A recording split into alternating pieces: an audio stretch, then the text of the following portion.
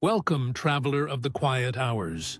You have arrived at Midnight Documentaries, a place of stillness, a space where time softens its grip, and the weight of the day can finally loosen. Here, there is no hurry, no demand, only the gentle unfolding of story and imagination. If you'd like these quiet journeys to continue, consider subscribing, but only if it feels right, and only if it adds to your sense of calm. This time is for you and for rest, so settle in. Let your shoulders fall, as though they, too, are weary of carrying the day. Let your breath lengthen, uncoiling itself into something slower, more generous. Perhaps you are listening in the dark, the room around you a cocoon of safety. Perhaps the faint hum of the night is your only companion. Wherever you are, let these words become a blanket of sound, not heavy, not demanding, but light enough to carry you into dreams. Tonight, we drift back, far back, to a world almost beyond imagination. A world where silence reigned more often than speech, where the horizon shimmered with white and silver, where the wind swept across endless plains of snow and ice. It was a time when the earth itself seemed to breathe differently.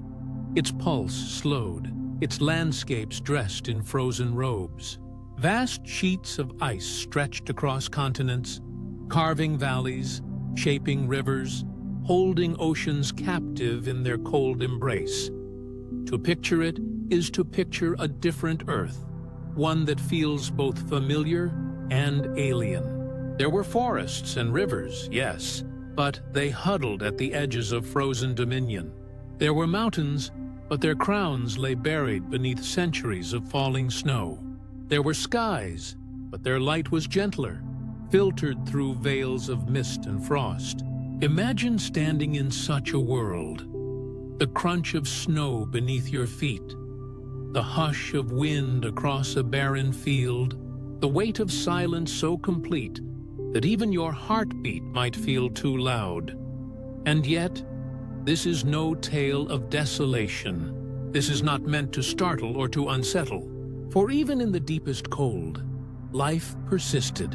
Herds of mammoths grazed on frozen steppe, their shaggy coats swaying like living tapestries. Packs of wolves traced quiet paths across white horizons. Tiny creatures burrowed beneath snowdrifts, finding warmth in the breath of the earth itself.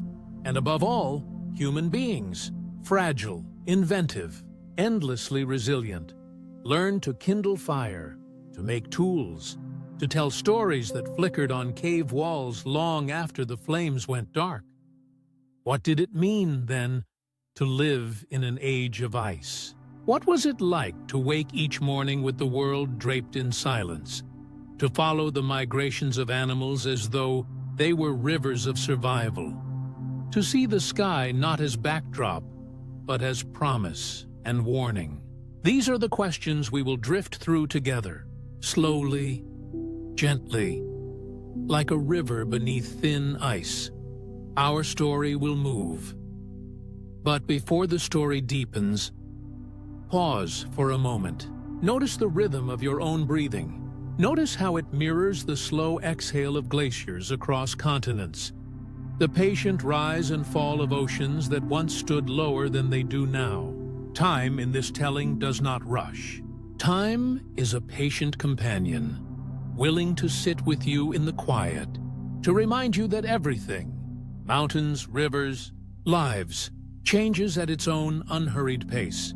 Perhaps the Ice Age was inevitable, written into the geometry of Earth's orbit and the tilt of its axis. Perhaps it was a chance unfolding, the result of small fluctuations magnified over millennia. Maybe it was, maybe it wasn't. Maybe it never could be otherwise. We cannot say for certain. What we can say is that it happened. And in happening, it left traces, written not in ink, but in stone, in water, in the bones of creatures who walked before us. And so this journey will be more than history. It will be meditation, a weaving of science and wonder, of what we know and what we only guess. For every glacier that carved a valley, there is a question carved in us. Why here? Why then? Why this fragile balance of warmth and cold? And for every answer, there is always a silence greater than the words we have. If you drift, that is all right. If your mind wanders like wind over tundra, let it. The story will be here, waiting, flowing onward, whether you catch every word or only fragments. That is the nature of these long, slow tellings. They do not demand, they only invite. In the chapters to come, we will step into landscapes both immense and intimate. We will walk beside glaciers as they creep like rivers of stone. We will hear the calls of animals long vanished, their voices still echoing faintly in our own. We will sit with the first humans as they gathered around fire, painting their memories on cave walls so they might survive beyond sleep. And we will watch as the world slowly thawed, as the age of ice gave way to the age we know now. But for now, let the image be simple. A twilight sky over a field of white, the horizon soft with mist, the earth breathing in the rhythm of cold. Let that be enough to hold you. Because this is not just the beginning of a story. It is the beginning of a journey across time, a journey across silence, a journey across the soft edge between memory and dream. The earth was different then, and in imagining it, perhaps we can feel the quiet resilience that still lingers in its bones. Now, let us drift further back. The earth, in that long season of cold, wore a robe of white, not the sharp, glittering white of a fresh snowfall, but the deep, enduring white of centuries, piled upon centuries. Imagine the world as a canvas stretched wide, brushed with pale blues and muted grays, a painting so vast that the eye cannot see where it begins or ends. Across continents, across oceans, the same motif repeated. Ice laid down in layers, soft at the surface, ancient and heavy beneath. The glaciers were the painters, and also the brush strokes. They moved slowly, so slowly that a lifetime might pass without any visible change. And yet, over millennia, they carved entire landscapes. They were rivers of frozen time, flowing not with water, but with memory. Each creek, each groan, each faint movement was a reminder that even what seems still is always in motion. When the ice pressed forward, it carried stones the size of houses. When it withdrew, it left valleys, lakes, and plains where none had been before. In this way, the world we know today, the paths of rivers, the shape of hills, the very outlines of coastlines, was written by ice. And within that frozen writing, there was silence. Not emptiness, not absence, but a silence full of presence. The kind of silence that seems to listen back, as though the world itself were holding its breath. If you were to walk across the surface of a glacier, you would hear the crunch of snow beneath your steps, the faint whisper of wind curling through ridges, perhaps the distant crack of ice splitting under pressure. And yet, all of these sounds would only deepen the quiet, the way a single note can make silence more profound. The scope of this cold reached everywhere. North America lay beneath sheets of ice more than 2 miles thick. Europe, too, was draped in white, its forests pushed southward, its valleys swallowed. Asia's vast steppes turned brittle with frost. Even in Africa, even near the equator, mountains carried crowns of snow that reached further down their slopes than they do today. Sea levels fell, and coastlines stretched outward like low tides on a planetary scale. Continents were reshaped, pathways opened and closed, bridges of land appeared where oceans once had been. From a distance, perhaps, it might have looked like a world asleep, a planet curled in on itself, lost in dreams of snow. But the dream was alive. Beneath the ice, rivers still flowed, carving tunnels through darkness. Beneath the snow, plants waited for brief summers, storing their strength. Herds of animals traced their migrations across tundra plains, their paths as ancient as the stars above them. And scattered through the vastness, small fires burned, tended by hands like yours, human hands that carried both fragility and resilience. The Ice Age was not only an age of cold, but an age of endurance. Every flake of snow, every shard of ice, every wind that curled across a plain carried within it the story of survival. And in that survival, the world was never empty. It was vast, it was strange, it was hushed, but always it was alive. Imagine standing there, your breath curling into mist, your skin prickled by the chill. Around you, the horizon blurs into a gray-white line, indistinct, endless. The air carries the faint tang of frost, sharp and clean. Somewhere in the distance, you hear the low rumble of ice as it shifts, as though the earth itself is turning in its sleep. You close your eyes, and the silence folds around you like a blanket. That was the world then, immense, cold, and yet profoundly full. And so we begin to understand, slowly, how Earth in its icy mantle was not barren, but abundant in its own way. The glaciers moved like time itself. The tundras stretched like unrolled scrolls. The oceans shrank back to reveal secrets long hidden. All the while, life found its ways to endure. Hidden, patient, persistent. Now, let us step closer still and look not only at the silence of ice, but at the mysteries of why it came and what it meant for the Earth to choose such a long, cold path. For a long while, the Earth seemed wrapped in its own quiet, as though clothed in white not by accident, but by design. And yet, the question lingers softly. Why? Why did the world turn toward ice, and why then, and not at some other time? It is a wondering as ancient as the glaciers themselves, a question whispered by valleys carved in stone and by fossils sealed in frost. Perhaps the cold was inevitable. Perhaps it was chance. Perhaps it was both. The Earth is not still. Even when it feels steady beneath our feet, it is always moving, turning, tilting, drifting in its path around the sun. Imagine the planet as a dancer, not bound to a single pose, but swaying gently, leaning first one way, then another. Over tens of thousands of years, that tilt changes ever so slightly, like the angle of a lamp shifting the way its light falls across a room. With one tilt, winters deepen. With another, summers stretch more generously. Then there is the path itself, the orbit. It is not a perfect circle, but an ellipse, and even that ellipse breathes in and out over time, sometimes longer, sometimes rounder.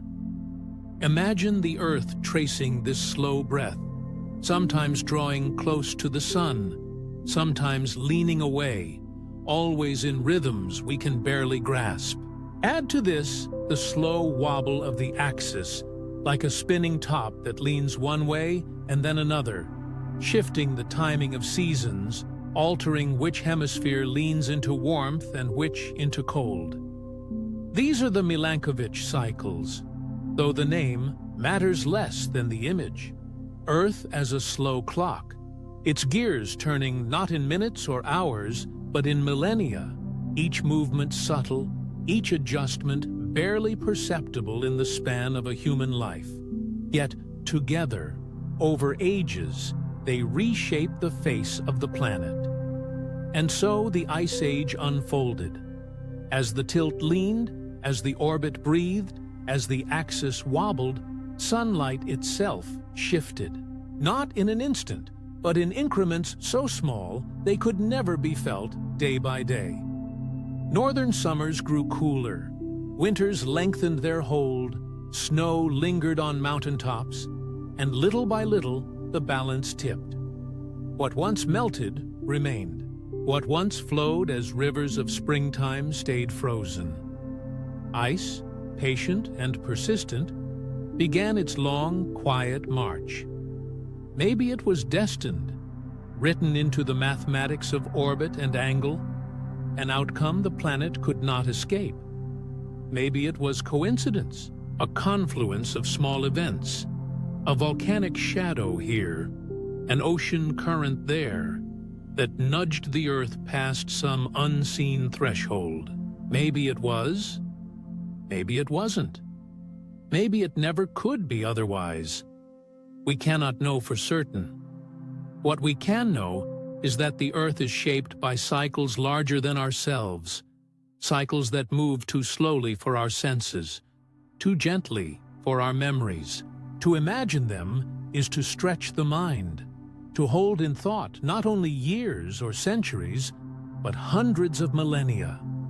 It is to picture time not as a straight path, but as a spiral, circling back on itself, each loop bringing light and shadow in new patterns. Perhaps the Ice Age was part of that spiral, a long winter written into the rhythm of the cosmos. Or perhaps it was one of many possible futures, chosen not by fate, but by chance. Either way, its presence reminds us that the Earth is not fixed, not permanent, but a living body turning through the dark, adjusting, shifting, breathing. And within that breathing, life learned to bend as well. Species migrated with the ice, rivers rerouted themselves, humans adapted their tools and their stories. The cold was not just a background, it was a teacher, shaping resilience, imagination, endurance. And as we look back, as we try to understand, we are reminded of how deeply we are bound to the motions of this great, tilted, wobbling sphere. But to understand the cold, to truly step into the heart of why the Ice Age happened, we must step deeper into time itself, time not as we measure it by clocks and calendars, but time as the Earth measures it, slow and patient, carved into stone and ice. Now, let us drift further into the vastness of time's long winter. Time is a river we wade into for a moment, feeling its coolness only briefly before we are carried away. But for the Earth, time is not a fleeting current. It is an ocean, vast, deep, and unhurried. To speak of the Ice Age is to step into that ocean, to feel how immense time truly is, how slowly it unfolds, how patient it becomes. Imagine a library, endless rows of shelves stretching beyond sight, each shelf lined not with paper books, but with chapters written in stone and ice. Each glacier is a volume, each stratum of rock, each ring in a tree, each fossilized bone is a page. The story of the Ice Age is not one book, but many, an entire section of this library. And if we were to run our finger across those shelves, the span of our own lives would not even be the width of a page. We are footnotes, single sentences, within chapters that took thousands upon thousands of years to write. The glaciers themselves moved in this rhythm, not fast, not sudden, but creeping, advancing as though in a dream. Imagine an entire valley filled, not in days or even centuries, but over millennia.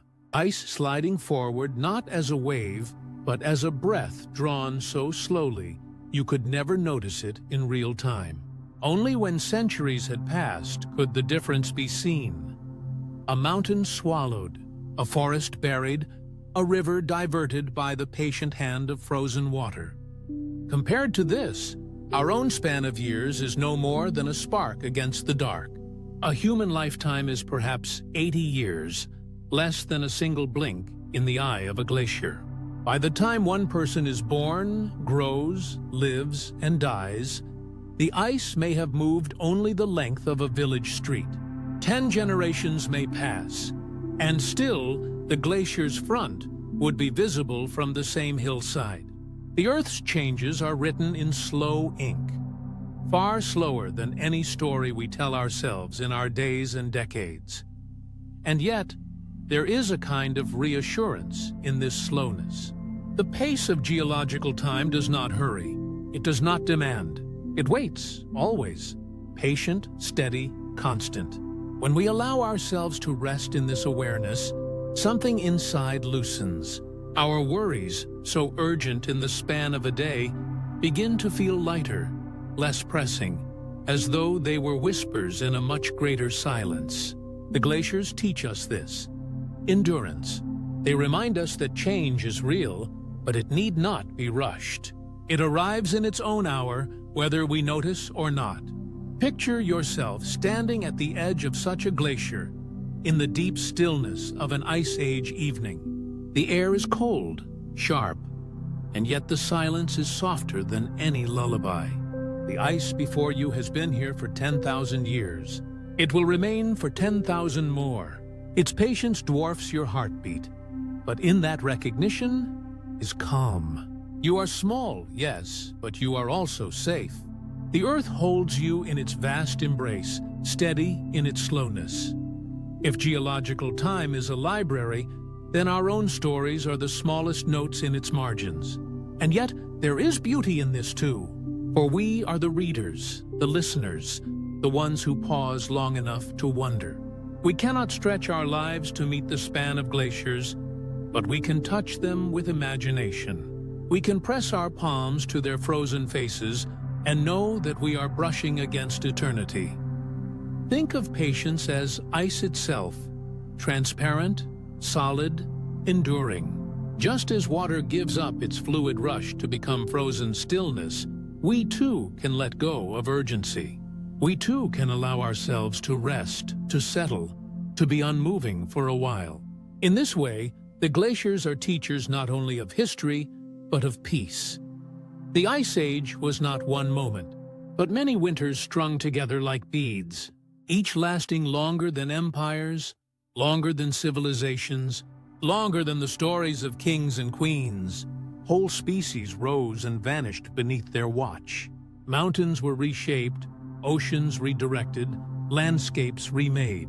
And all of this unfolded not in haste, but with the patience of time itself. To step into the scale of deep time is to let our breath slow, our minds quiet. For what is a single sleepless night against the backdrop of millennia? What is one worry, one regret, one fleeting thought? They too will pass, like frost beneath the morning sun. Time's long winter is not something to fear, but something to cradle. It shows us that the Earth does not measure in hours or years, but in patience, in slowness, in the endurance of silence. And if we let it, if we listen, we too can find rest in that silence. So let us linger a little longer in this great stillness, among the shelves of frozen chapters, with the glaciers as our guides. For to understand the Ice Age is not only to understand the cold, but to understand time itself, the time that waits, the time that soothes, the time that never hurries. Settle yourself as though you are preparing to take the first step on a path you have not yet walked. Imagine the air cool against your skin, the quiet stretching around you, the sense that something vast lies ahead. This is not a hurried journey, not a march or a race, but a gentle unfolding. There is no need to strain to keep pace. If you drift into dreams, the story will still hold you. It will wait, flowing like a river that bends patiently around stones, carrying you forward whether you notice or not. The Ice Age is not a single picture, but a gallery of them. With each step, we will pause before a new canvas, a landscape dressed in frozen hues, a creature adapted to endure the cold. a human face illuminated by the firelight of survival. The path will move slowly, each scene blending into the next, a meditation as much as a history. You need not remember every detail. You need only listen and allow the rhythm of the words to carry you deeper into the quiet world that waits. There will be valleys where glaciers carve their slow signatures across the earth. You will hear the imagined echo of wind brushing across endless fields of white. There will be animals, giant and small, who left their traces in the frost. Mammoths, reindeer, and silent predators. And there will be people, fragile yet enduring, who learn to shape fire, carve tools, and tell stories in the shadow of ice. Each of these moments is a step, and together they form a trail winding through time. Perhaps, as you walk with me, you will find that the Ice Age is not so far away. Its breath lingers in mountain glaciers. Its fingerprints remain etched into valleys and coastlines. Even now, beneath the soil, there are seeds of memory waiting to be uncovered. To listen is to travel back, to let the past rise gently into view, like a mountain appearing slowly from behind a veil of mist. There is comfort in knowing that the journey is not demanding. You do not need to hold every image, nor weigh every thought. It is enough to let them pass across your mind like clouds drifting across a winter sky. The story does the work. You only receive it. If sleep finds you, the words will soften into silence, and when you wake, they will still have left their trace, like footprints pressed lightly into snow. We are about to explore not only the Earth as it once was, but also what it meant to be alive in such a world. To imagine standing on tundra where forests now grow, to picture skies lit by unfamiliar constellations, to feel the rhythm of days when survival was not a given, but a victory carved anew each sunrise. These are the wonders that lie ahead. The Ice Age is a story of landscapes. It is a story of creatures. It is a story of humans who looked at the same stars we see now, though from a world that felt unimaginably different. Yet it is also, quietly, a story of us. Because without those winters, without those trials, we would not be here to wonder. So as we close this gentle beginning, let us pause on the threshold. The snow lies unbroken before us, the horizon stretching pale and endless. Behind us is the familiar warmth of the present. Ahead is the shimmering unknown of the past. We are about to step forward, not hurried, not afraid, but curious, open, unhurried. And perhaps, in your imagination, you might already see it. A vast sky arched above, heavy with stars, as though the heavens themselves were pressed close by the cold. The ice gleams faintly in that starlight, endless, silent, waiting. What was it like, truly, to stand beneath a sky of ice? That is the question, and with each step into this story, we will listen together for its answer. Now, let us drift further into the heart of the frozen world, where silence becomes heavy and the landscape itself seems to move, though so slowly that a lifetime would scarcely notice. Glaciers were not static walls of ice. They were restless beings, patient and persistent, rivers of frozen memory flowing with a rhythm beyond the scale of human time. They advanced not with haste, but with inevitability, reshaping the continents as though Earth were clay pressed beneath their steady hands. They moved, and still they moved, year after year, season after season, imperceptible to those who walked the ground before them, yet undeniable in the long view.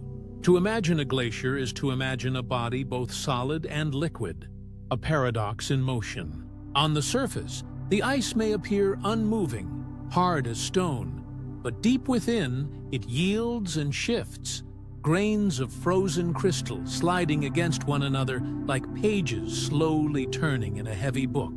Perhaps, if one listened closely enough, there was a groan, a creak, the faint sound of pressure echoing through miles of frozen weight.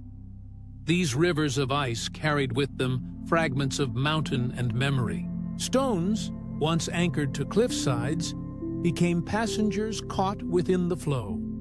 Dragged for hundreds of miles, the glaciers carved valleys as they passed, scooping out deep basins where future lakes would form, leaving behind scars that still mark the land. The great U-shaped valleys of Scandinavia, the fjords of Norway, the wide basins of North America, each was etched by this slow insistence of ice. Time, in their presence, seemed less like a clock and more like an ocean tide, steady, unhurried, indifferent. For those who lived near their edges, the glaciers must have felt eternal. Their walls rose like frozen fortresses, shimmering in pale light, their faces streaked with cracks and crevices that opened into blue depths as though into another world. Even in the brightest days of summer, the air around them was cool, a breath of winter that never faded. Standing near, one might hear the soft rush of meltwater carving channels through the ice, a whisper that even these giants were not immune to change. And yet, the change was so slow, so drawn out across centuries, that a single human life could pass without the glacier seeming to move at all. Still, they moved. They pressed forward with a patience that dwarfed every hurried step of humankind. A village built too close to their edge might, over generations, find itself abandoned, the land swallowed beneath advancing ice. Forests that once flourished would be scraped away, soil carried off, stones ground into powder finer than sand. This powder, glacial flour, would drift into rivers and oceans, turning waters a milky turquoise that shimmered beneath the sun. It was as if the glaciers left behind not only scars, but colors, reshaping the palette of the world. And always, they carried silence. Not the silence of emptiness, but the silence of weight, of slowness, of inevitability. To lie beneath the stars in that age was to know that the land itself was in motion, though invisible to the eye. Perhaps to those who listened in stillness, the glacier's song could be felt more than heard. The low hum of pressure, the faint sigh of snow compacting into ice, the occasional thunderous crack when a fragment broke free and tumbled into the valleys below. The glaciers were sculptors. They were editors of the Earth's text, erasing here, rewriting there. They deepened valleys, raised moraines, carved ridges that remain long after the ice retreated. Even now, when we walk through a meadow in a northern land, or gaze at the smooth arc of a valley wall, we walk through their handwriting. The glaciers are gone from many of those places, but their stories linger in the contours, in the soil, in the stones polished smooth by centuries of grinding. And still, they moved. Across Canada, across Europe, across Asia, their slow march continued. They met mountains, and they climbed them. They crossed plains, and they scoured them. No obstacle was too great, only too patient. To imagine their power is to imagine time itself, given shape and weight, pressing forward with no intention, no malice, no urgency, only persistence. If you are drifting now, the thought will wait for you. The glaciers are in no hurry, and neither are we. Their lesson is not only in what they shaped, but in how they shaped it. Through patience, through pressure, through endurance. In them, we see that change need not be swift to be profound. Soon, we will look at other landscapes the Ice Age left behind. Tundras stretching like seas of grass, oceans altered by falling shorelines, continents connected and divided by ice. But here, in the company of glaciers, we learn the first truth of that frozen world, that Earth is not fixed, but alive, reshaped not only by fire and storm, but by silence, by weight, by the slowest of rivers. And as the ice pressed forward, carving and carrying, it prepared the stage for the lives that would follow. Beneath the cold, beneath the silence, life endured, waiting for its chance to rise, even in a world remade by stone and snow. From the edge of the glaciers, the land opened wide, stretching outward into plains that seemed without end. Here, where the ice had withdrawn or paused in its advance, a new kind of world unfolded. Neither forest nor desert, but something vast in between. The tundra and the steppe, bound by cold, bound by distance, bound by silence. The horizon stretched so far that the sky seemed larger, as though the heavens themselves leaned closer to the earth. The grasses here were golden and gray, bending in the steady breath of icy winds.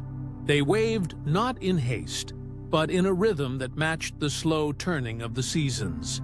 Each blade, each cluster of sedge or moss, was fragile on its own, yet together they formed an endless sea of life, rolling outward like waves across a frozen shore. Beneath the snow, roots clung tightly to thin soil, storing energy, waiting for the brief thaw of summer to bloom again. It was a place of scarcity, yet also a place of endurance. To walk upon these plains was to walk in a world that seemed stripped bare. No towering trees to break the horizon, no dense undergrowth to shelter in. Only the grasses, the open wind, the low shrubs, and the occasional shadow of movement far in the distance. Yet the tundra was not empty.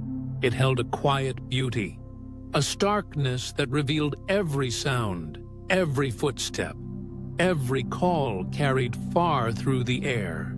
Perhaps, in its openness, it reminded our ancestors of both fragility and possibility. Here was a land where nothing could be hidden, and yet everything necessary for life was still present. Across this golden sweep moved the great herds. Mammoths, shaggy and immense, lumbered steadily through the plains, their tusks curving like crescents of moonlight, their heavy coats catching the pale sun. Bison gathered in clusters, dark shapes shifting like living storms against the grass. Reindeer, lighter, swifter, threaded through in lines, following paths they had walked for generations. Their hooves struck the frozen soil in a steady rhythm, a drumbeat of survival across the wide expanse. These herds gave the land its pulse. Where they traveled, predators followed. Lions of the cold, wolves with keen eyes, and humans too, moving quietly, watchful, learning the ways of this harsh but abundant ground. It was not an easy home, yet it was a home. The steppe provided food, tools, and stories. Every hunt, every gathering of plants, every fire struck from stone became a thread in the fabric of survival. In stillness, one could almost hear the breath of the land. The wind carried with it the sound of grasses brushing against one another, the soft crunch of frost beneath foot or hoof, the low murmur of rivers winding slowly through frozen soil. There was no need for haste in such a place. To survive meant to move with patience, to accept the long distances and the long seasons. Perhaps our ancestors, looking out across these plains, felt both small and infinite, as though the steppe mirrored the sky in its vastness. The tundra, for all its austerity, was a teacher. It taught resilience, teaching life to endure with less, to thrive in narrow windows of warmth, to stretch roots deep and conserve energy. It taught watchfulness, for predators could be seen from far away, yet so could prey. It taught movement, because no single place could provide everything. Life here was a balance between scarcity and abundance, between the short green summers and the long white winters. For the humans who called it home, this was not a wilderness to be feared, but a landscape to be known. They followed the herds, studied the patterns of migration, read the winds and skies for signs of change. They carried stories with them, of hunts, of journeys, of ancestors who walked before. Around their fires they looked out at the open night and saw the same stars we see now, though the world beneath those stars was colder, harsher, and yet full of possibility. If you are drifting, that image can stay with you.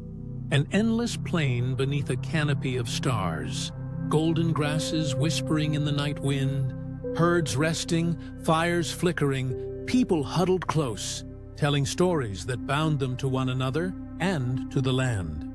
Perhaps, in that stillness, they felt what we sometimes forget, that survival itself is a form of wonder, and that even in the harshest places, beauty endures.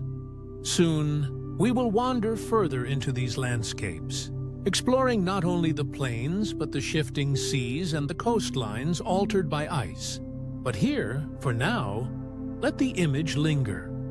The tundra and steppe, harsh yet alive, carrying both beasts of ancient size and the quiet persistence of our own kind. Carrying the vision of the plains forward, let us drift now toward the edges where land gives way to water, and where the seas themselves bore the marks of the long cold. During the great winters of the earth, oceans did not rest as they do today. They withdrew, they pulled back, as if inhaling a vast and patient breath. So much of the planet's water was locked in the grip of ice that the seas fell lower than any horizon we know now. Whole shelves of coastline, which today sleep beneath the tide, then lay bare under pale skies. They became new ground, strange ground, cold and windswept, waiting for the tread of creatures bold enough to cross them. In this retreat, the Earth stitched itself together in unfamiliar ways. Continents that now stand apart were drawn closer, joined by the pathways of exposed seabed.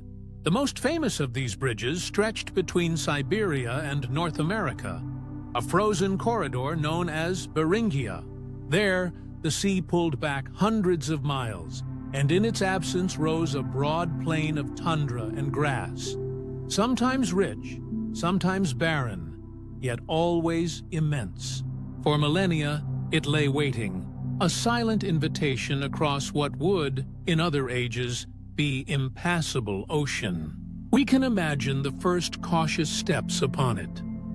The weight of a mammoth's foot, the delicate print of reindeer hooves, and, perhaps later, the softer impression of a human tread. The oceans themselves were restless at their edges, where ice pressed close, towering walls calved into the water with groans that could echo for miles, breaking the stillness like the thunder of stone. Mists rose from those dark waters, thick and spectral, born from the contrast of frozen air and restless waves.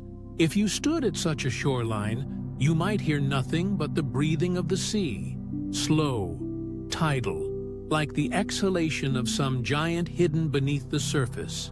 To think of the ocean in that age is to think of lungs, drawing in, pushing out, never still, always sustaining the rhythm of the planet. The shape of the world itself shifted with these changes. Where the sea withdrew, valleys lengthened. Where the tides receded, new beaches stretched out, silent and desolate. Islands grew larger, coastlines more jagged. In some places, land that is now drowned connected entire continents, allowing the migration of animals and, eventually, of people. Imagine the journey of the first herds moving across these new roads.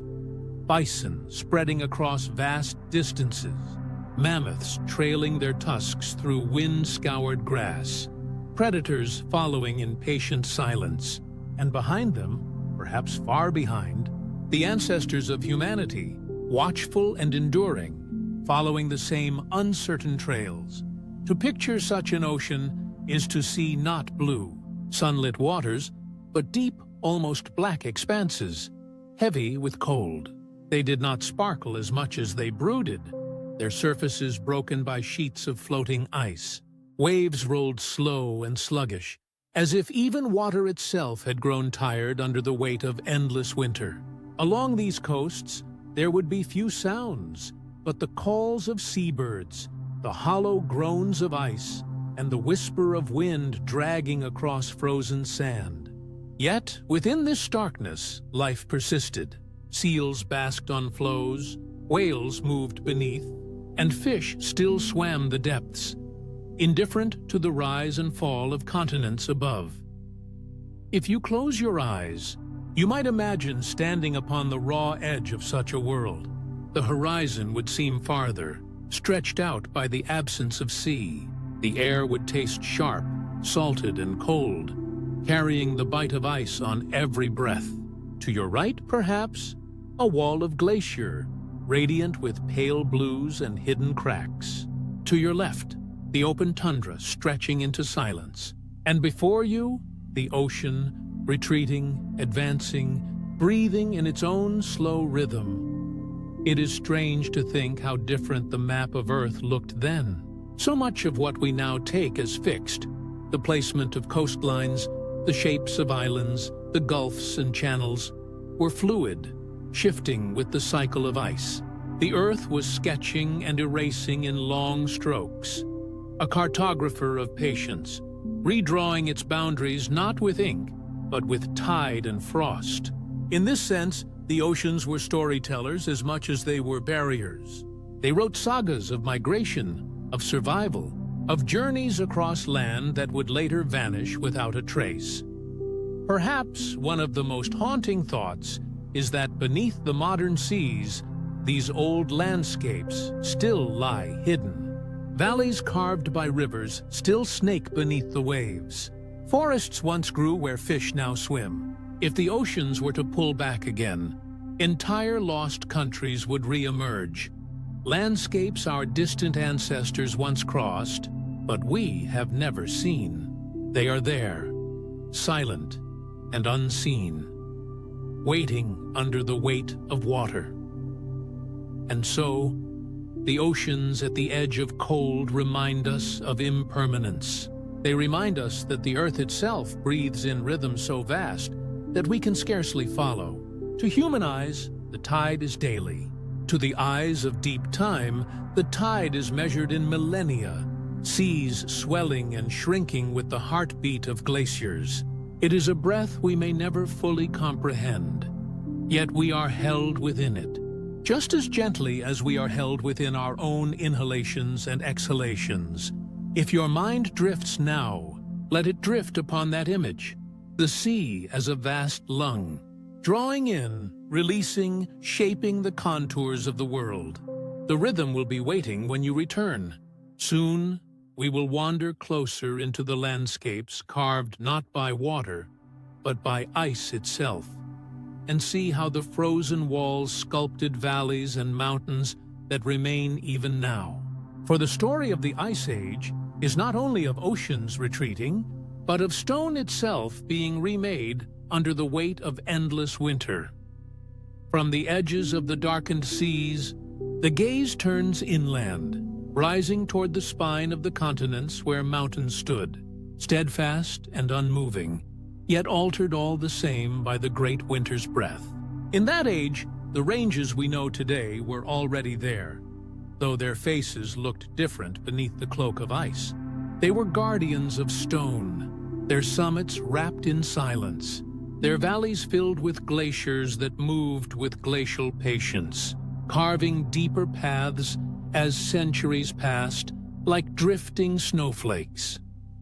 Snow fell upon them in layers, year after year, century after century, a quilt of white so thick it pressed down the very rock beneath it. A single flake meant little, soft and fleeting. Yet countless flakes together became a weight that endured. In the high passes, wind sculpted these snows into ridges and cornices, graceful curves that hid their sharp edges. There were no footprints to mark them, no voices to disturb them, only the long hush of frozen stillness. To imagine standing there is to imagine silence so deep it hums, as though the mountains themselves were holding their breath. These ranges were not merely passive forms. They were born of fire and uplift, of the restless shifting of Earth's crust. Even during the Ice Age, while glaciers pressed upon their flanks, the mountains were still rising in increments too small for the eye to see. The Himalayas, the Andes, the Alps, all were the slow expression of forces moving deep beneath the surface. The plates of the Earth collided, folded and lifted, while above them snow fell softly, hiding the violence of their origins. What seems eternal in stone is, in truth, always in motion, though so patient that human lifetimes barely register the change. The snow that cloaked these peaks was more than decoration. It was history made visible. Each layer carried with it the memory of a season, the dust of distant deserts, the salt of vanished seas, the pollen of forests long gone. Trapped and compressed, these layers became ice, translucent pages in a frozen book of time. To study them now is to read whispers of ancient winds and forgotten climates, to trace the breaths of the planet across millennia. But for those who lived then, the ice was not a record. It was simply the world. Across the mountain shoulders, glaciers crawled downward, slow rivers of compacted snow, grinding stone into powder as they went. They groaned in their movement, splitting rocks, leaving scars that remain carved into valleys even today. When they retreated, they left behind cirques and moraines, jagged ridges that tell of their passing.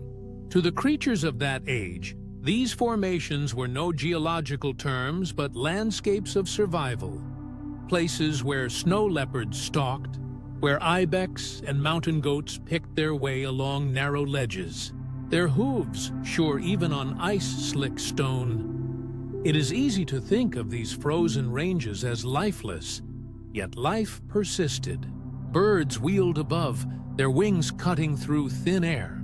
Wolves moved along the lower slopes, their howls echoing across valleys muffled by snow. Humans, too, may have crossed these ranges cautiously, seeking game or refuge, wrapping themselves in furs against the wind. The mountains were barriers, yes, but also bridges, high corridors linking valleys, guiding migrations, offering vantage points from which to see the world spread below. To walk there in imagination is to feel the contrast of stillness and movement. The mountains stood immovable, yet the snow was always shifting. Avalanches rumbling down steep faces, cornices breaking under their own weight, glaciers inching forward in silence. There was constancy in their presence, yet impermanence in every drift of snow and tumble of stone. They remind us that endurance and change are not opposites, but partners, woven together in the same grand design. Perhaps you can picture the peaks at dusk, when the low sun cast them in shades of violet and blue, the snow gleaming faintly like embers cooling into ash. Clouds would cling to summits, pulled into long veils by the wind, wrapping the ridges in mystery. At night, the stars would blaze with unusual clarity, their light untouched by smoke or city. The cold air would sharpen their glow until it felt as though the heavens themselves had drawn closer, leaning down over the sleeping world. These mountains were not merely backdrops to the story of the Ice Age. They shaped it. They caught storms and wrung them of snow. They diverted winds and channeled migrations. They offered shelter in their valleys and peril on their passes. To the eyes of deep time, they were stage and actor both, silent but commanding presences. And even as the glaciers spread and withdrew, the mountains remained, carrying the scars of each encounter like patient witnesses. If you drift as you listen, imagine the weight of that snow pressing softly upon your thoughts, layer upon layer, until silence itself becomes a blanket. Imagine the peaks as sentinels, keeping their long vigil through the slow turn of ages. In their patience lies a lesson that even under the heaviest winters, the earth endures, reshaping, waiting, always holding life within its folds. And from these heights, where snow ruled and stone endured, the story flows downward once more, to the places where ice melted into rivers, where valleys spread wide with glacial gifts, and where life gathered in the shadows of mountains to continue its quiet, determined path. From the frozen shoulders of the mountains, the gaze can drift outward and downward, tracing where the long fingers of ice once reached across the continents. What the glaciers touched, they changed. What they pressed against, they carved. What they released, they reshaped.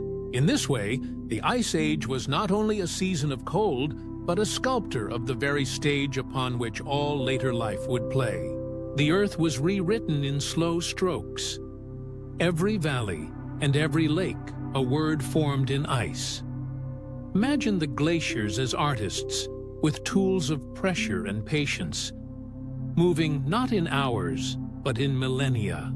They pressed into the land, grinding stone into powder, scooping out basins that would one day fill with water and shimmer as lakes. They deepened river valleys, leaving behind channels that guided waters long after the ice had gone. The Great Lakes of North America, vast and reflective, are the afterimage of those frozen chisels, reminders that the land itself carries the memory of ice.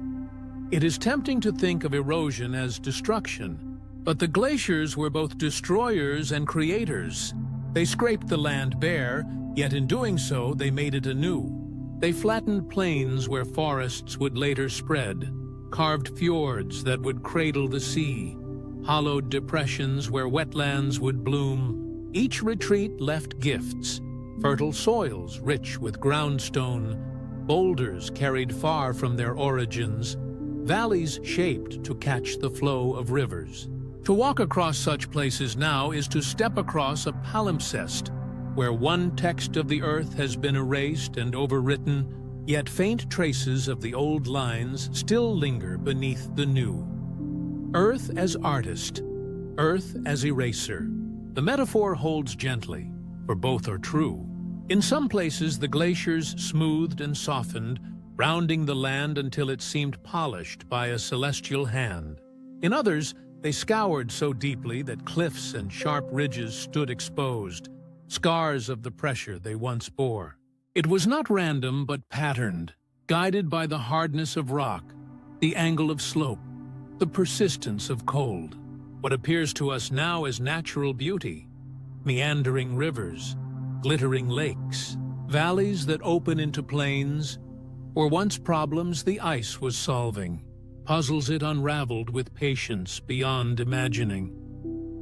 Perhaps you can picture a wide valley today, green and filled with life, and then strip it back in your mind until the trees vanish. The rivers slow, and the glacier reappears, a wall of ice advancing, not quickly but certainly, grinding forward with weight enough to press stone into shape. The valley becomes deeper, the slopes smoother. Then, just as slowly, the glacier retreats, leaving water to gather, seeds to take root, animals to wander. What we now call natural scenery is, in truth, a collaboration between stone and ice, time and patience. The rivers that sing across the continents carry the ice in their voices. They run along paths first carved by glacial tongues. They spread soils that were ground beneath frozen weight. Even the direction of their flow, their twists and turns, bear the memory of cold hands guiding them long ago. In this sense, the water you hear in any stream today is not separate from the Ice Age, but a continuation of it, a remnant of its sculpting touch. Lakes, too, are echoes. Consider the countless small pools scattered across northern lands, glittering like fragments of broken glass across tundra and forest. Many of them exist because of the ice, their basins scooped or blocked by glacial remnants. Without that cold, many would not be there at all. When light touches their surfaces, it illuminates not just the present, but a history of frozen centuries beneath. Even the soil beneath our feet whispers of glaciers. Rich farmland across Europe, Asia, and the Americas often lies on ground thick with till, the unsorted mixture of stones and dust left behind as ice melted away. That fertility, which feeds millions even now, is an inheritance of the Ice Age. The bread we break, the grains we grind, the fruits we harvest, each is in some sense a gift carried forward from the glacier's slow retreat. To see Earth as rewritten is to understand that landscapes are not fixed, not eternal, but chapters in a story always being revised.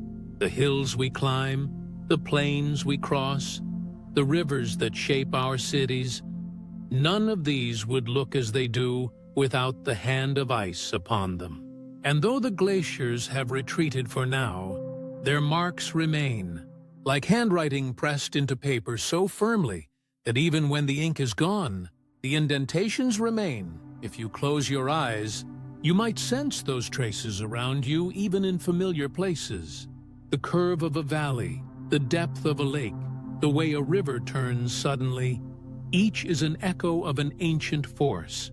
The ground beneath your feet is a palimpsest, a text revised again and again, yet still holding the faint whispers of its earlier drafts. Perhaps the greatest wonder is that what we see as permanent is in truth only temporary. The Ice Age rewrote Earth once, and it may again in rhythms too vast for us to fully hold. The glaciers may return in future cycles, smoothing and carving anew, revising what seems settled. It is a humbling thought that the land itself is impermanent, subject to the same forces of change that guide all living things. And so, as this chapter of the story closes, let us hold this image. Earth as a canvas of stone and soil, brushed by ice, erased and redrawn, yet always carrying the memory of what came before. For in every landscape we wander today, from mountains to valleys, from rivers to fields, the quiet echo of ice endures, a reminder that the ground itself has known winters far deeper than our own. From here, the journey turns not to the land alone, but to the life that endured upon it. The creatures who walked the plains and swam the cold waters, the beings who adapted, who thrived, and who left their own traces in the great frozen diary of time. From the valleys carved by ice and the plains brushed with wind, the gaze turns now to movement. Slow, immense, deliberate movement across the whitened land. Upon the snow, dark figures rise, breathing clouds into the frozen air. These were the giants of the age, creatures so vast and enduring that they seemed to carry pieces of the landscape within themselves. Their shapes were softened by fur, by bulk, by the frost clinging to their coats. Yet their presence was undeniable. They were not merely animals crossing a wilderness. They were, in a way, the living embodiment of the Ice Age itself. Imagine a herd of mammoths, their massive shoulders rolling like hills beneath thick mats of shaggy hair, each step pressed deep into the snow, leaving impressions that drifted closed only hours later as the wind swept across. Their tusks curved outward and upward, ivory arcs glinting with a pale sheen in the dim winter light. When they exhaled, plumes of vapor rose, curling skyward like smoke from an ancient fire. The sound they made was not loud, not thunderous, but low and resonant, like a drum beat muffled by distance. an echo of power carried through the cold. Beside them moved mastodons, kin yet distinct, shorter, stockier, with tusks straighter and sturdier. They browsed the branches of spruce and fir. Where the mammoths strode across open plains, mastodons often lingered in shadowed forests, pulling twigs from frozen trees, breaking bark with steady patience. Their world was one of stillness, punctuated by crunches, snaps, and slow grinding, sounds of survival in an environment where food was always measured against frost. Then, in some places, there were the woolly rhinoceroses, formidable and strange. Broad, heavy bodies draped in coats of thick hair, horns sweeping forward like lances carved from shadow. They pawed at the snow with broad hooves, uncovering grasses hidden beneath the crust, their breath rising in bursts of warmth that quickly vanished into the air. Though armored with horn and size, they moved with quiet focus, deliberate, unhurried. There was no rush in the Ice Age, only the patient persistence of creatures built to endure. The silence around them amplified their grandeur. The tundra and steppe did not sing with birdsong as modern forests do, nor with the hum of insects in summer abundance.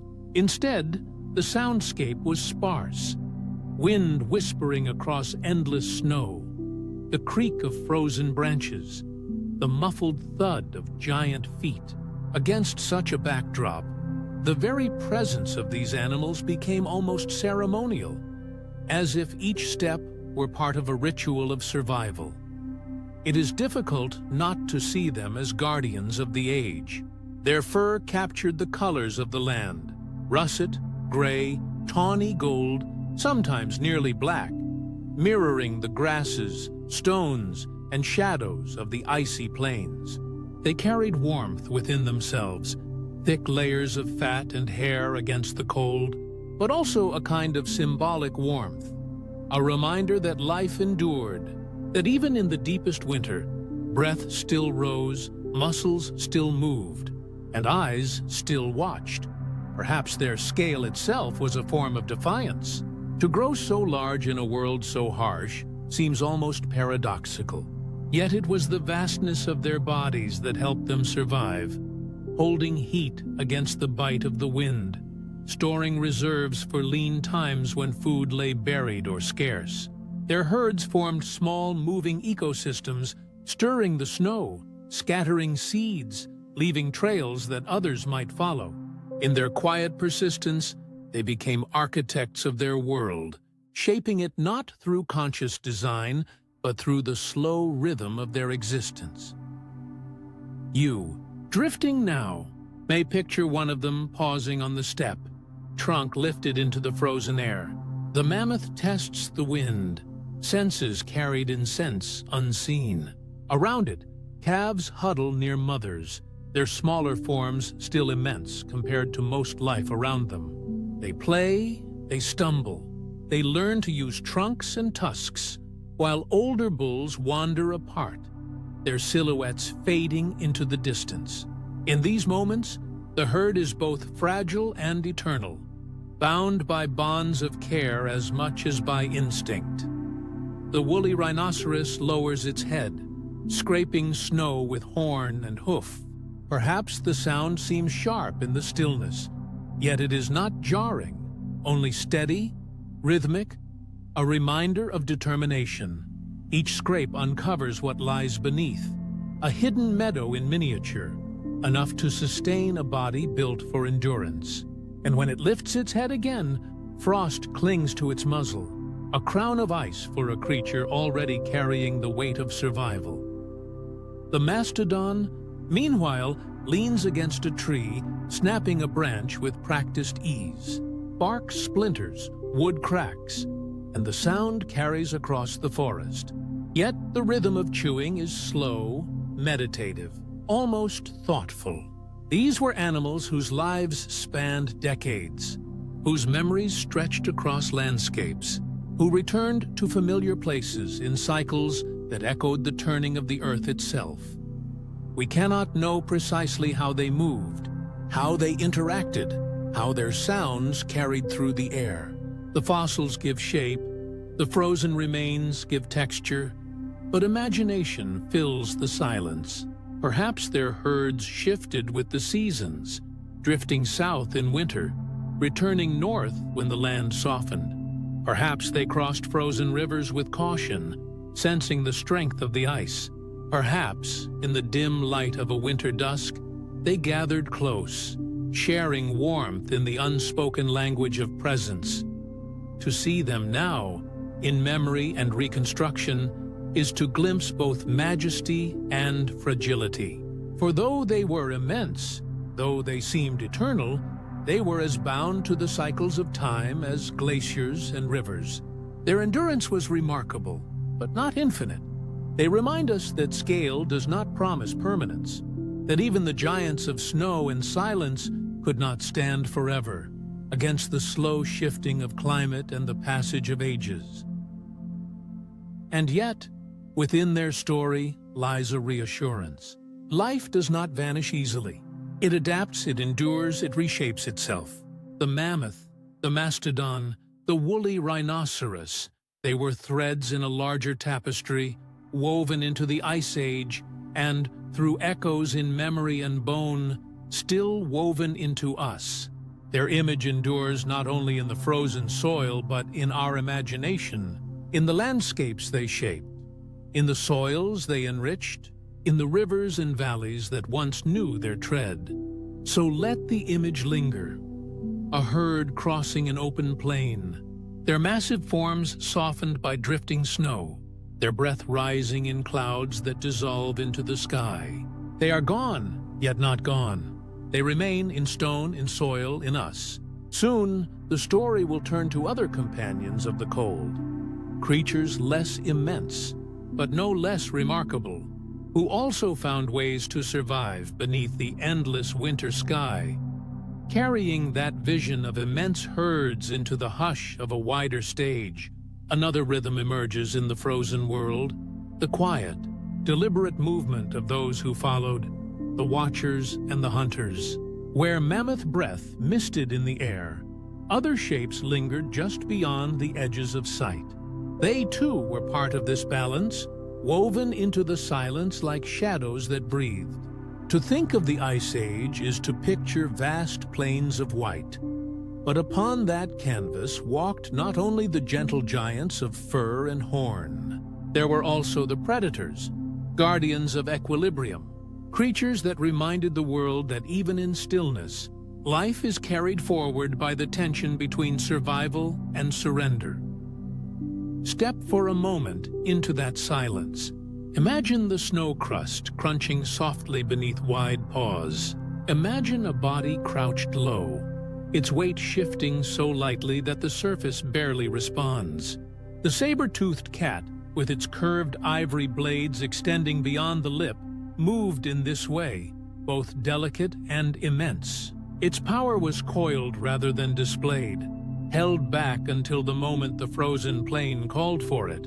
Breath steamed faintly from its muzzle, and golden eyes caught the faintest shimmer of movement far ahead. It was not terror that walked with the saber-tooth. It was balance, a rhythm as ancient as stone and ice. And near it, though rarely together, there were wolves unlike those we know today. Dire wolves, larger, broader, built for strength more than speed, pressed their paws into the snow in unison. A pack is not a single creature, but a chorus, a weaving of voices and hearts that move with one will. Their padded steps muffled the distance, and their breath, too, rose in clouds that drifted and vanished into the cold sky. Perhaps, as we picture them now, they were far more widespread than we have yet proven. Fossils show their traces in some regions, but who is to say they did not roam further? Wind erases tracks, glaciers grind away records, and bones are buried in places no eye has seen. The white silence may yet hold their secrets. Even lions, those creatures we think of as kings of the savannah, had their counterparts in the Ice Age. Cave lions, larger than those alive today, roamed across Europe, Asia, and perhaps further still.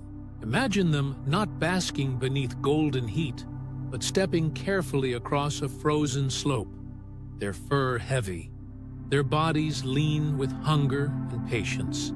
They too were hunters of balance. Their slow stalk was not an act of cruelty, but one of necessity. In a world where energy was scarce and survival demanded precision, each step had to count. Each breath had to be measured. These predators carried silence with them. Unlike the trumpeting herds, unlike the heavy thunder of mammoth steppes across permafrost, their sound was the absence of sound. A presence felt more than heard. To cross a snowfield behind them was to sense the hush they left behind. A trail of weighted air that lingered even after the body moved on.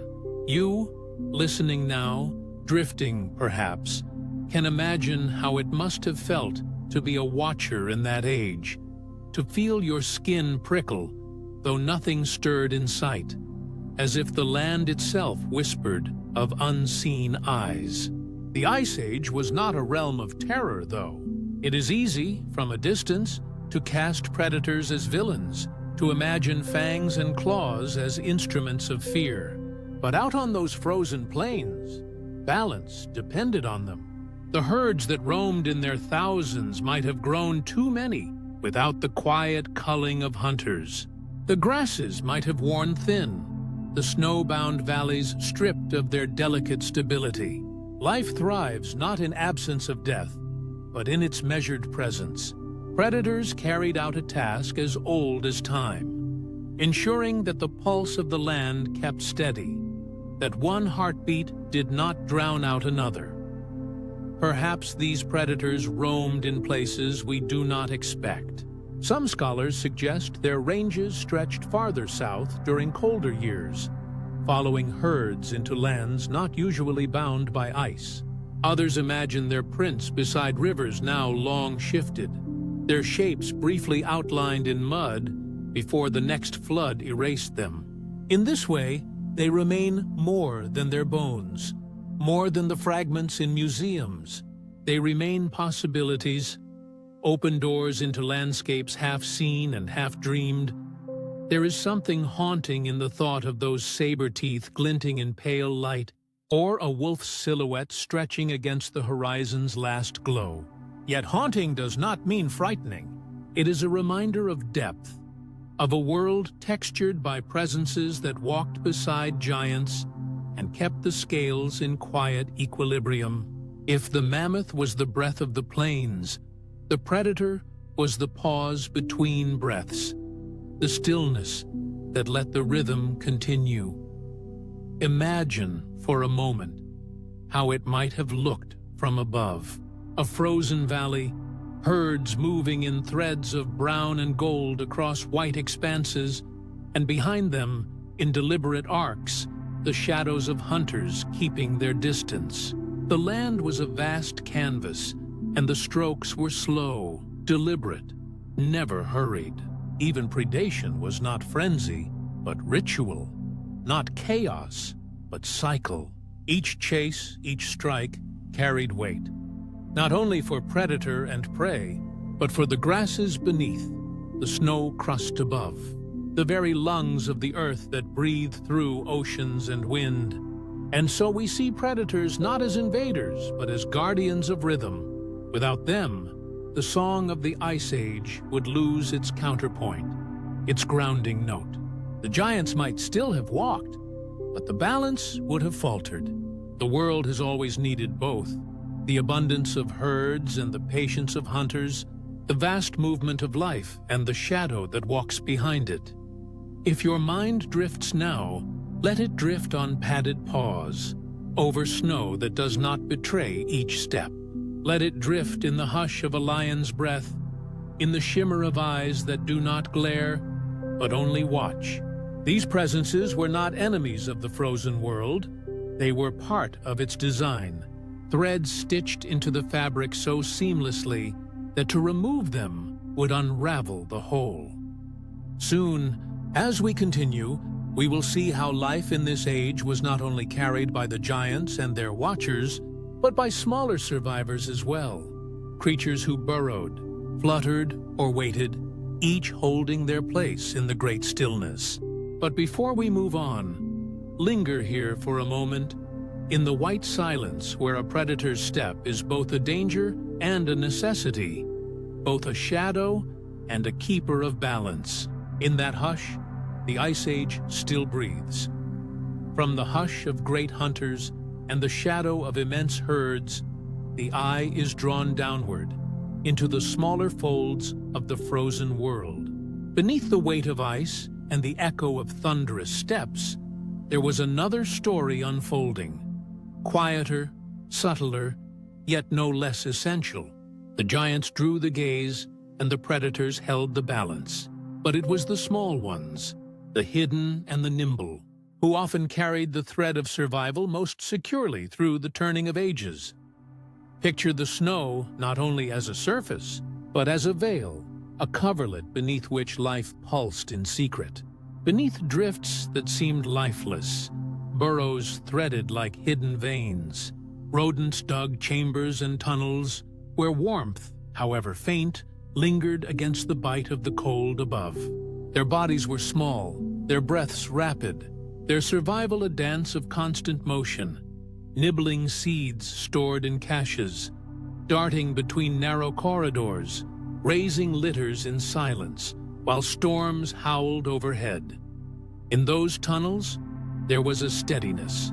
The snow, though harsh above, became insulation below, trapping a margin of warmth that held back the deadly extremes.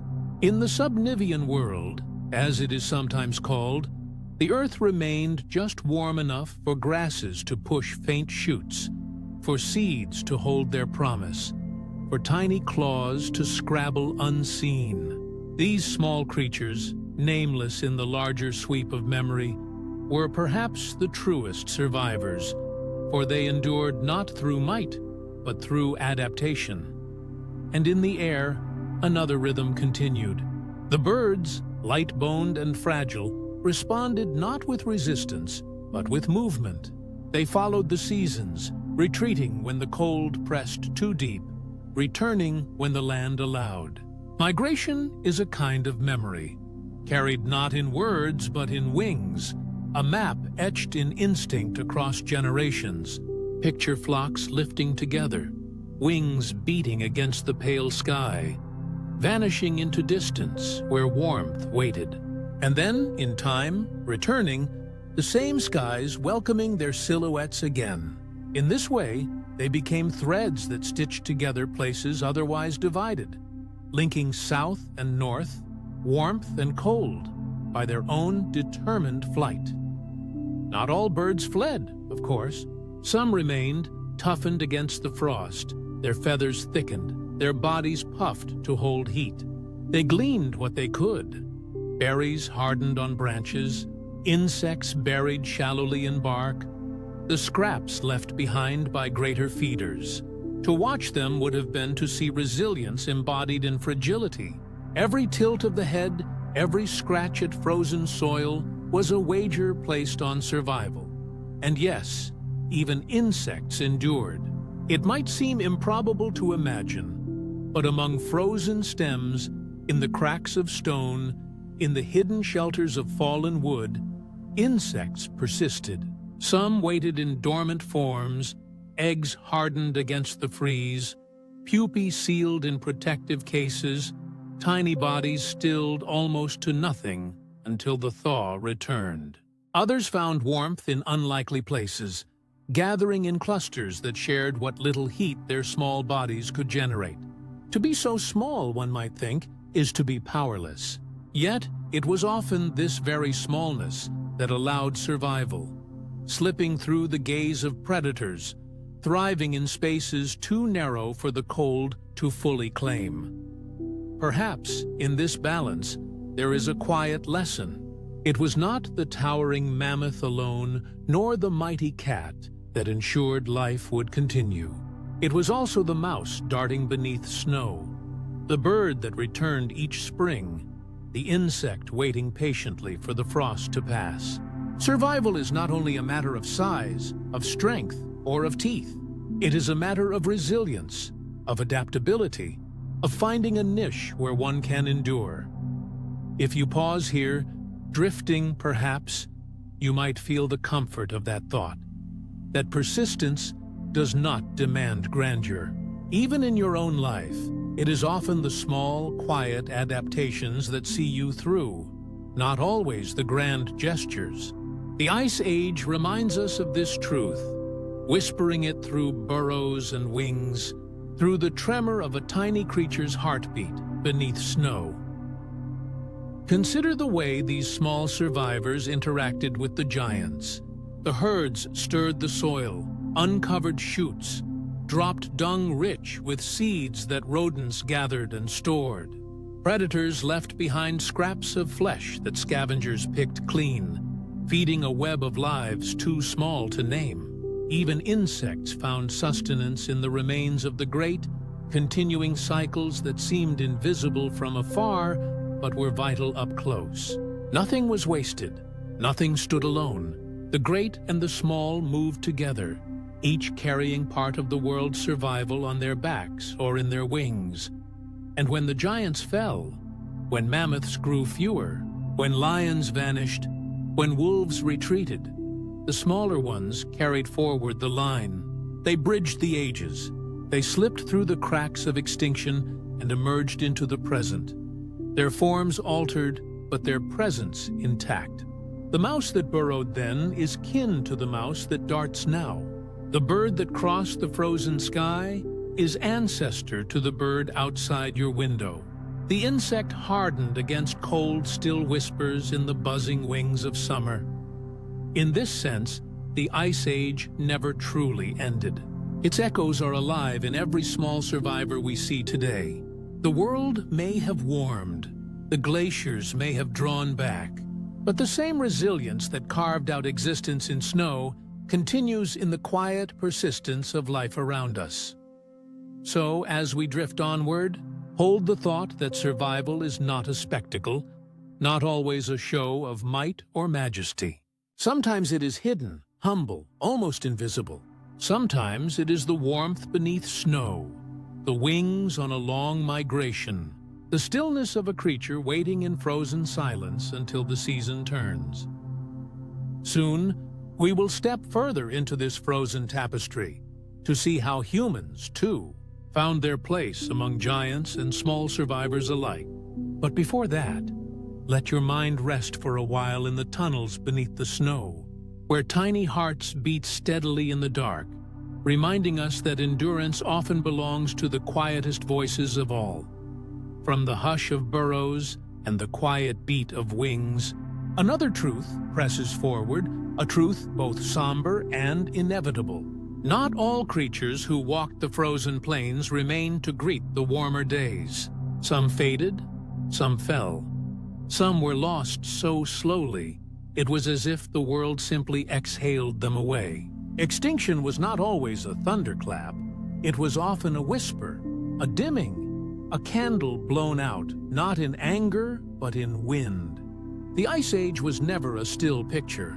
It was a shifting canvas, painted and repainted with every tilt of Earth's axis, every pulse of climate, every drift of human footsteps. The giants who had seemed eternal, mammoths sweeping their tusks through snow, saber-toothed cats flashing fangs in pale light.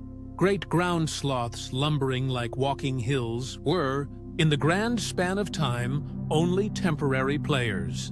They were shaped for a world of cold, of wide plains, of frozen rhythms.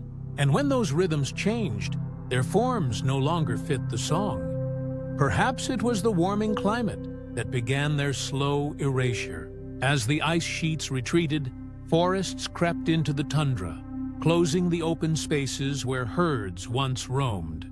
Grasses that fed mammoth and bison gave way to trees, to shrubs, to lands less suited for the great wanderers. Imagine a creature so large that it must walk endlessly to sustain itself, suddenly finding the paths blocked by woods. The steppe was vanishing beneath their feet, replaced by landscapes they could not wholly inhabit. And then, layered upon this change, came us. Humans, fragile in body but fierce in ingenuity, entered their world not as giants, but as tool makers. We carried stone and fire, later spears and arrows, later still the coordination of groups who could fell even the strongest beast. Did we alone bring the giants down? The truth is shaded, uncertain. Some scholars whisper yes, pointing to bones marked with tools, to sudden vanishings that echo human arrival. Others say no, not entirely, that the warming earth had already set the stage for decline. Perhaps it was both. The changing sky and the hand that struck the final blow. There is humility in admitting we cannot know with certainty. Fossils are fragments of memory, a tusk, a skull, a scatter of teeth in soil.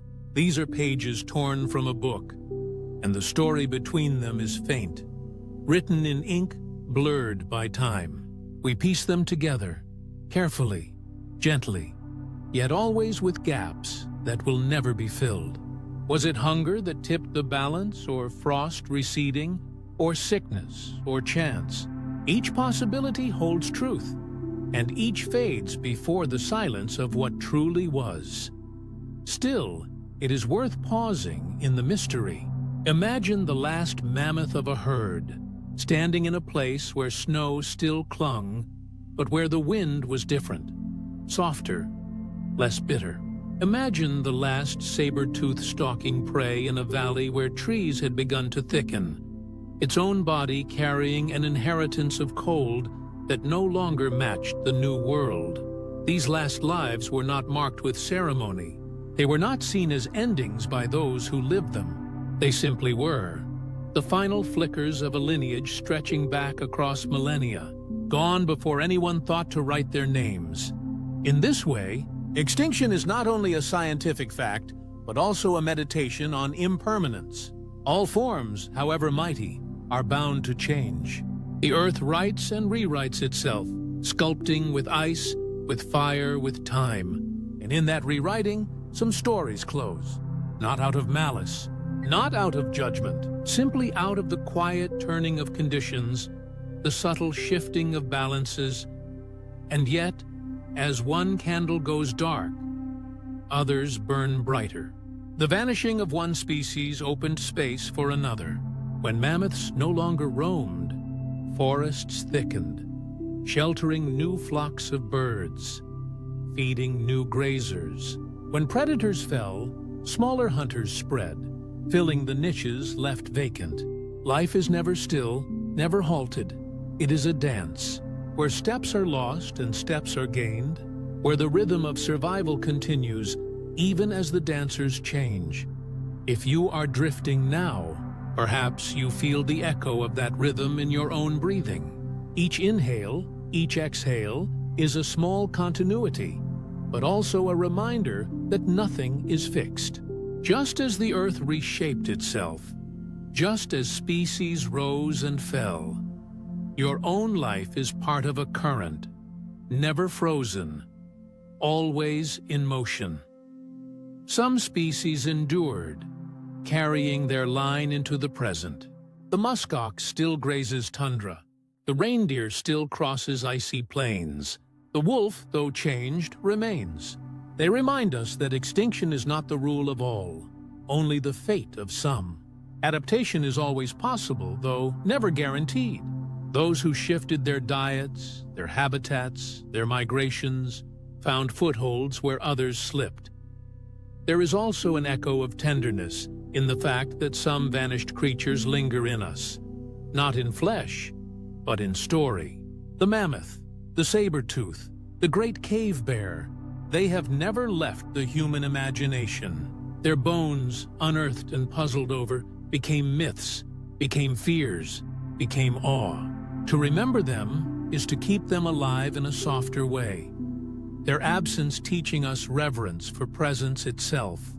So, The dance of extinction is not only about endings, it is about the fragility of survival, the thin lines that separate one fate from another. It is about humility in knowing that even giants can fall, and that the smallest survivors may outlast them all.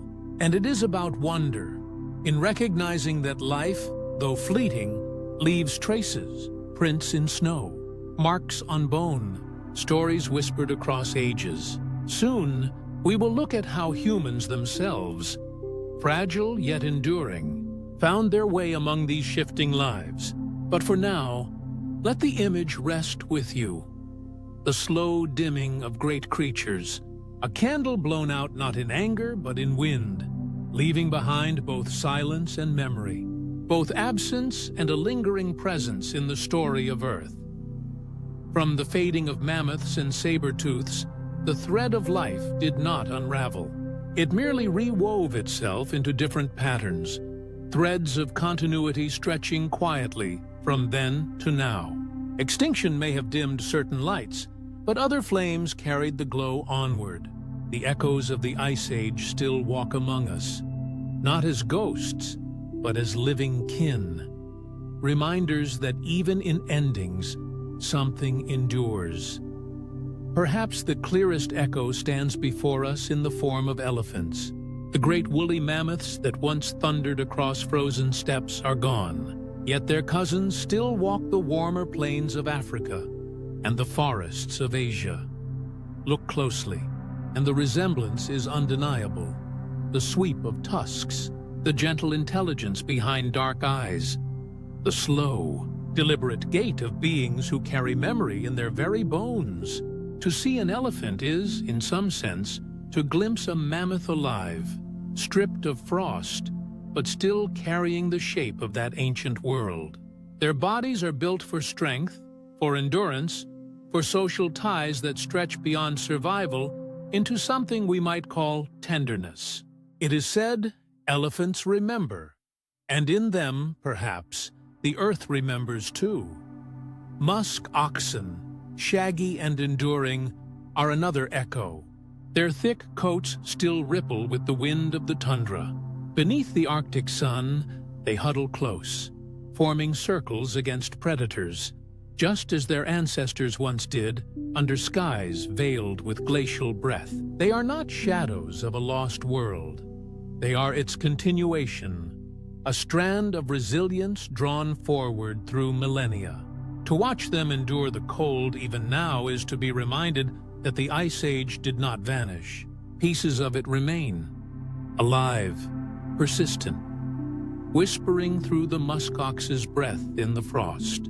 Reindeer, or caribou as some call them, also bear the memory of ice. Migratory, tireless, they cross distances vast enough to echo the endless steppe. Their hooves are shaped to walk both frozen ground and soft earth, a dual inheritance that allowed their kind to endure where mammoths faltered. Even today, their migrations thread the Arctic with movement, a rhythm older than maps, older than nations. They are travelers of deep time, carrying the same instincts that once guided them beside mammoth herds and beneath the watchful eyes of cave lions. And yet, it is not only the large and obvious survivors who carry echoes of ice. Look to the Arctic fox, small, quick, with fur that shifts from white in winter to gray or brown in summer. That ability to adapt, to blend with snow and soil alike, is a direct inheritance from an age when survival depended on invisibility as much as on strength. Even the ptarmigan, a bird whose plumage changes with the seasons, holds within its feathers a story of climates in flux, of landscapes never constant. These creatures remind us that the Ice Age never truly ended. It receded, but its lessons linger in fur, feather, and bone. Perhaps the deeper reflection is this: life does not vanish completely. It reshapes. A mammoth may be gone, yet its genes still whisper through its elephant cousins. A great aurochs may no longer thunder across meadows, but cattle graze in their place, carrying fragments of that lineage in their marrow. Survival is rarely a clean break. It is continuity woven with change. The earth does not erase entirely. It rewrites, layering old ink with new words, leaving faint traces beneath if one looks closely enough. You, listening now, may sense that this continuity is not merely biological, but philosophical. It speaks of the persistence of being itself. The shapes of creatures alter, the climates shift, but the impulse to live, to move, to adapt, does not falter. It is as if life itself is a single breath, inhaling through mammoth trunks, exhaling through elephant trunks, moving unbroken through ages. Though the sound it makes may change, there is humility in seeing elephants graze today and knowing that they are, in truth, the last great link to those vanished herds. Their survival is fragile, just as the mammoths once was, reminding us that echoes are not eternal. They too require care, balance, and time to persist. And there is beauty in knowing that the musk ox, the reindeer, the fox, and countless others still carry their ancient inheritance not as relics, but as living beings, breathing the present while carrying the past. Perhaps the greatest echo is not in the animals themselves, but in the landscapes they still move through. The tundra, the taiga, the Arctic seas. These remain shaped by ice, and the creatures shaped alongside them remain. To step into those places is to step into a world where the Ice Age feels near. Not as history, but as presence. The howl of a wolf on snow, the crunch of hooves across frozen ground, the sweep of antlers against pale skies, all are notes from an ancient song, still played, still heard. If you are drifting now, let that thought carry you. Life is never lost entirely. It folds, it shifts, it finds new forms. The mammoth's fur may no longer ripple in the wind, but its kin still walk. The saber-tooth may no longer crouch in shadows, but its descendants still hunt, sleeker, subtler, but bearing the same quiet patience. The Ice Age did not leave us emptiness. It left us continuity, echoes that hum beneath the surface of today. And as we carry forward, soon we will turn our gaze to another echo, the one that lies not in animals alone, but in ourselves. For humans, too, walked those frozen plains, shaped by the same cold, tested by the same winds, and from that trial came stories, tools, and endurance that still linger in us. But before we arrive there, let the image remain. Elephants beneath warm skies, musk oxen huddled in snow, reindeer tracing endless paths, each one an echo of ice, a reminder that life continues, reshaped but never wholly lost.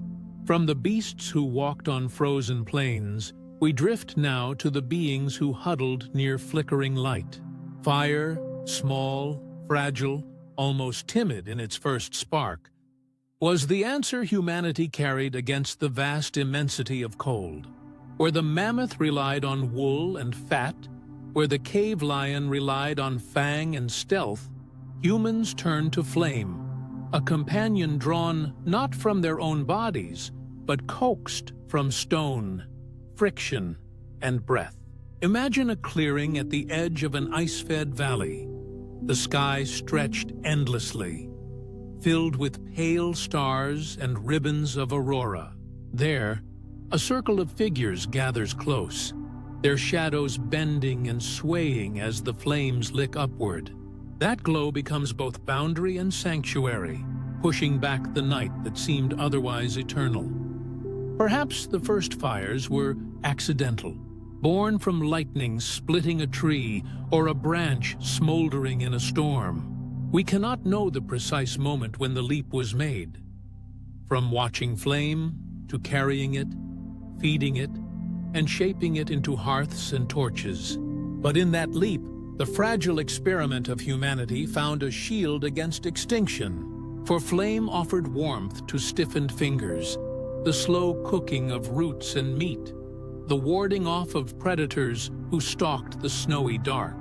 Yet more than that, fire gave a center around which stories could be spoken, rituals whispered, songs begun. Picture those gatherings, not as noisy triumphs, but as slow, measured evenings. The wind howled outside the shelter, rattling frozen branches and scattering powder across the ground. But within the ring of orange light, faces glowed, eyes reflecting sparks, as if stars had descended into them. One person tended the fire with care, pushing charred logs closer, while another gently hummed, and children, drowsy from warmth, leaned against fur-wrapped shoulders. It is not difficult to believe that the first myths were born in such moments. Flames flicker, their shapes changing, suggesting figures of animals, ancestors, and spirits. Shadows stretched long across stone walls, moving like silent dancers, and so imagination found its stage. There is a profound humility in considering how easily such fire could vanish. A strong gust, a lack of dry tinder, a careless step, and the glow would collapse into ash. Yet, through persistence, humans learned not only to preserve flame, but to call it forth at will. 2 stones struck, 2 sticks rubbed together, and the world was changed. What was once the gift of the sky became something that could be carried, created, shared. The cold still pressed in, relentless and immense, but within each cluster of fire, the balance tipped slightly toward endurance. And fire was more than warmth. It was transformation. The raw became edible, the bitter softened into nourishment. Bones blackened and cracked, releasing marrow. Grains roasted, roots softened, meat lost parasites. Without fire, survival would have been harsher, lives shorter, and migrations far more limited. Through fire, new landscapes became livable, and humanity's range widened across icy steppes and tundra. Perhaps this is why every culture in time spoke of fire as a divine spark, a sacred theft, or a gift from gods or animals. To hold fire was to carry something otherworldly, something not entirely explainable, a force that could both sustain and destroy. You can imagine those early travelers carrying embers with them, wrapped in bark, shielded from the wind, guarded with the care one might give to an infant. The ember was more than a tool, it was continuity. From one night to the next, from one valley to the next, it kept the chain unbroken. Around it, community formed. Fire was not an individual possession. It was shared, tended together, belonging to the group more than any one hand. The circle of its light was an early architecture of belonging, a place where the self dissolved into warmth and story. And beyond survival, fire marked time. The rising and falling of flames created rhythms in the night, softer and steadier than the violence of storm or the restless pace of migration. A fire's life cycle, flare, glow, smolder, ash, mirrored that of human life. Perhaps some saw in it an omen, a lesson, that existence itself was a flame needing both fuel and breath. To this day, we still sit before fires and feel that same quiet recognition. Something alive, something mortal, yet also eternal in its repetition. The contrast between firelight and surrounding dark must have been profound. Outside the glow, danger was absolute. Predators hidden, cold, merciless, silence heavy. Inside the glow, humanity found a fragile island, an illusion of permanence. That illusion, however slight, may have been enough to shape courage, enough to let people sleep without one eye open, enough to allow dreams to form. For even dreaming was a kind of survival. a rehearsal of possibilities, a way to imagine paths forward. Some fires may have been more than campsites. Archaeological traces suggest places where gatherings returned again and again, where stones blackened by repeated burning testify to communal hearths. Around such sites, perhaps rituals grew, the offering of food into flame, the telling of origin tales, the marking of births and deaths with sparks sent skyward. Fire became a witness, recording not with ink but with smoke, carrying memories into the vastness of the night sky. And yet, there was always fragility. Too much reliance on flame without care led to danger. Forests could ignite, shelters collapse into cinders. Fire demanded respect, demanded ritual. That respect may have bred awe, and awe bred myth. To control fire was not to tame it, but to walk alongside it, a delicate pact. Perhaps this balance taught humanity an early lesson. Survival was not domination, but relationship, a negotiation with forces larger than oneself. If you are drifting, hold lightly to this image. A circle of figures beneath stars, the fire before them a trembling core of light. Beyond, the snow stretches endlessly, reflecting moonlight, silent and cold. Yet here, at this small boundary, warmth breathes. This, more than tools or weapons, was the quiet revolution. The mammoth had its tusks, the wolf its teeth. But humans had fire, not born of their bodies, but carried in their hands, glowing with promise. Soon, the story will widen to other tools of survival, other adaptations in the ice. But for now, let the thought linger. Every flicker of flame today, from a candle to a hearth, is an echo of those first sparks in the dark, when humanity, fragile yet unyielding, learned to keep the night at bay. Carrying that flame forward, we find ourselves watching how hands began to shape more than wood and tinder. Fire alone could not clothe the body or cut through sinew. It could not scrape hides or stitch them into garments. For this, humanity turned to tools, extensions of the hand, small transformations of stone, bone, and wood that became bridges between vulnerability and survival. Each flake struck from a core of flint was a step toward a longer life.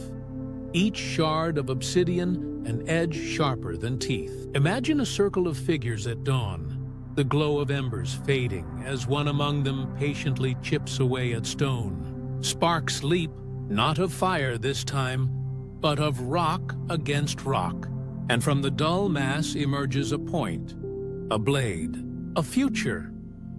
Stone tools were not inventions of a single moment, but the result of patient repetition across generations. A hand learns from watching another hand. A child sits beside an elder, eyes following the rhythm of strikes, the soft twist of the wrist, the delicate balance between force and precision. Perhaps mistakes shattered many stones, leaving jagged failures scattered across the ground. Yet failure itself became the silent teacher, whispering that progress was not sudden, but a slow accumulation of attempts. Over time, these shards became knives to cut meat, scrapers to clean hides, points for spears, edges for chopping wood. Each piece was simple, yet together they rewrote the script of survival. Bone, too, entered the story. From the remains of the hunt, humans found new possibilities. The hollow leg bone of a deer, carefully carved, became a flute. But before music, it was a tool, a needle, slender and sharp, capable of piercing skin and thread. With such needles came clothing, furs sewn into coats, boots lined with grass or moss, hoods that shielded the face from wind that could otherwise peel it raw. Imagine the first person threading sinew through hide, pulling two edges together, transforming loose fur into shelter that moved with the body. In that act, survival shifted again, for now migration could stretch farther. deeper into the coldest reaches. Hands did more than wield tools. They imagined them. To see in a stone not just a weight, but an edge required a leap of thought. To see in bone not just remains, but a needle required vision. Ingenuity did not arrive as a blaze, but as embers passed from one mind to another, from one generation to the next. Each tool held within it the patience of those who refined it, the quiet persistence of countless trials. Even today, archaeologists pick up such artifacts, small, worn, simple, and hold them with awe, knowing they carry within them the story of thought taking shape in matter. If you close your eyes, you might picture those hands, rough, weathered, scarred by cold and work. Hands that carried firewood, skinned animals, hauled stones. Yet the same hands could turn delicate, coaxing an edge from brittle flint, smoothing bone with sand, threading sinew with careful precision. Survival was not brute strength alone, but dexterity, finesse, and the ability to imagine beyond what already existed. Clothing itself was a quiet revolution. Wrapped in fur, early humans no longer stood naked before the ice. They became, in a sense, reborn, clothed not in their own hair or hide, but in a second skin fashioned by skill. A wolf had its pelt by birth. A human had to earn it by craft. Yet in this difference lay resilience. The body became adaptable, not fixed. With tools and clothing, humanity was no longer bound by the narrow climates of origin. The earth opened wider, each tool a key to new terrain. Tools also carried stories. A stone blade might pass from one person to another, or be buried with its maker. A bone needle, polished by use, might outlive its first owner, stitched into the garments of descendants. In this way, tools became more than objects. They became heirlooms of knowledge, embodiments of ingenuity. The survival of one generation rested literally in the hands of the next. There is a certain humility in the slowness of these inventions. Modern eyes, accustomed to leaps of technology, may imagine sudden sparks of brilliance. But the truth was quieter. Centuries could pass with only slight refinements. A scraper sharpened more efficiently, a spear point hafted more securely. Ingenuity was not a flash, but a drip. Water carving stone, patient and unseen, until one day a canyon stands where once was flat ground. The progress of tools was like that, steady, persistent, almost invisible in the moment, yet monumental when seen across the span of millennia. Think, too, of the way tools reshaped community. One skilled flint knapper might provide blades for many, one seamstress garments for the group. Hands became specialized, each person contributing to the collective. In the cold, no one could survive entirely alone. Tools tied survival to cooperation, to sharing, to teaching. Around the fire, alongside warmth and story, skills were exchanged, refined, remembered. Ingenuity was never private. It was always relational, always carried outward like sparks on the wind. Perhaps it is worth imagining one of those long nights when wind roared outside and snow pressed hard against the shelter. Within, someone worked with steady hands, shaping a needle by firelight, while others rested, trusted, waited. Each scrape of stone against bone was a quiet defiance, an act of preparation for mornings yet to come. There is beauty in that patience, beauty in the way survival was carved not from sudden triumphs, but from countless small gestures, repeated with care. If you are drifting now, let your mind rest on the thought of hands. Hands that carried, shaped, stitched, struck. Hands that built a bridge between fragility and endurance. Your own hands, resting now, are distant cousins of those ancient ones, carrying forward the same capacity to transform thought into matter. need into creation.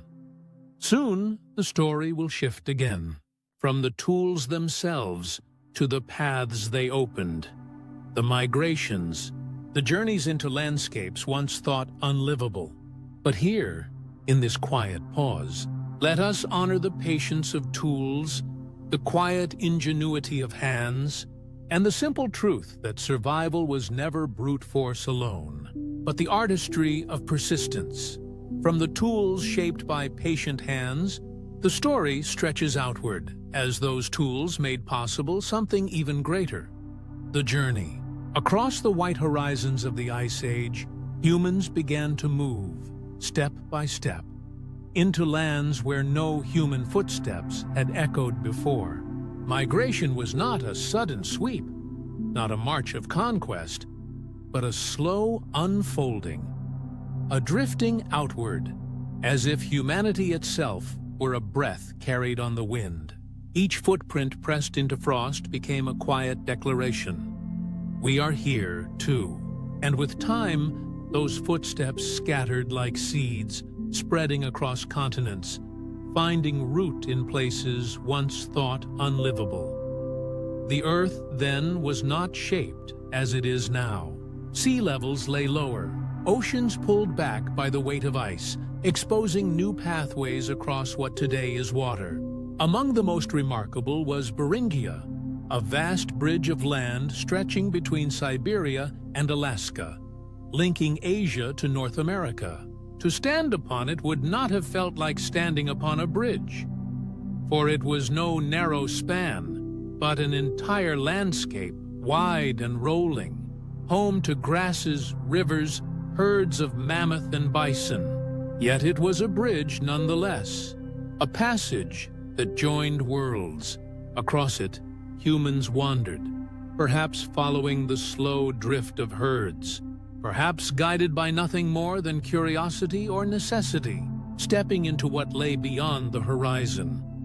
The crossing itself would not have been one moment, but thousands of small ones, a family moving a day's walk further east, then another, then pausing for seasons, perhaps for years, children born, elders passing, fires lit beneath strange new skies. Then, one day, the next step led them into land no ancestor had ever seen. And there, too, they made camp, built shelter, told stories. Migration was not a sprint, but a slow tide, swelling across centuries.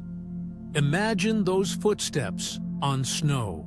At first, perhaps a single trail, faint, quickly covered by wind.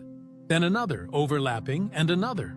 Slowly, like seeds scattered by the air, those footsteps spread wider, rooting humanity in new valleys, new coasts, new plains. Some trails vanished, erased by storms or rivers. Others became paths, worn and familiar, carved into memory. To migrate was to gamble against the unknown, yet also to trust that the earth, vast as it was, could hold more of us than we had known. The cold itself shaped the rhythm of movement. Summers short and bright might open corridors of grass and water, urging herds forward. And where the herds went, humans followed. Winters long and harsh demanded stillness, forcing camps to hold against months of snow. Migration, then, was not restless wandering, but a dance with the seasons, a balance between motion and endurance. Each decision, to move, to stay, to turn back, was written not only by choice, but by ice, by hunger, by sky. Perhaps those who walked across Beringia did not even think of themselves as leaving one world for another. The ground beneath their feet was simply earth.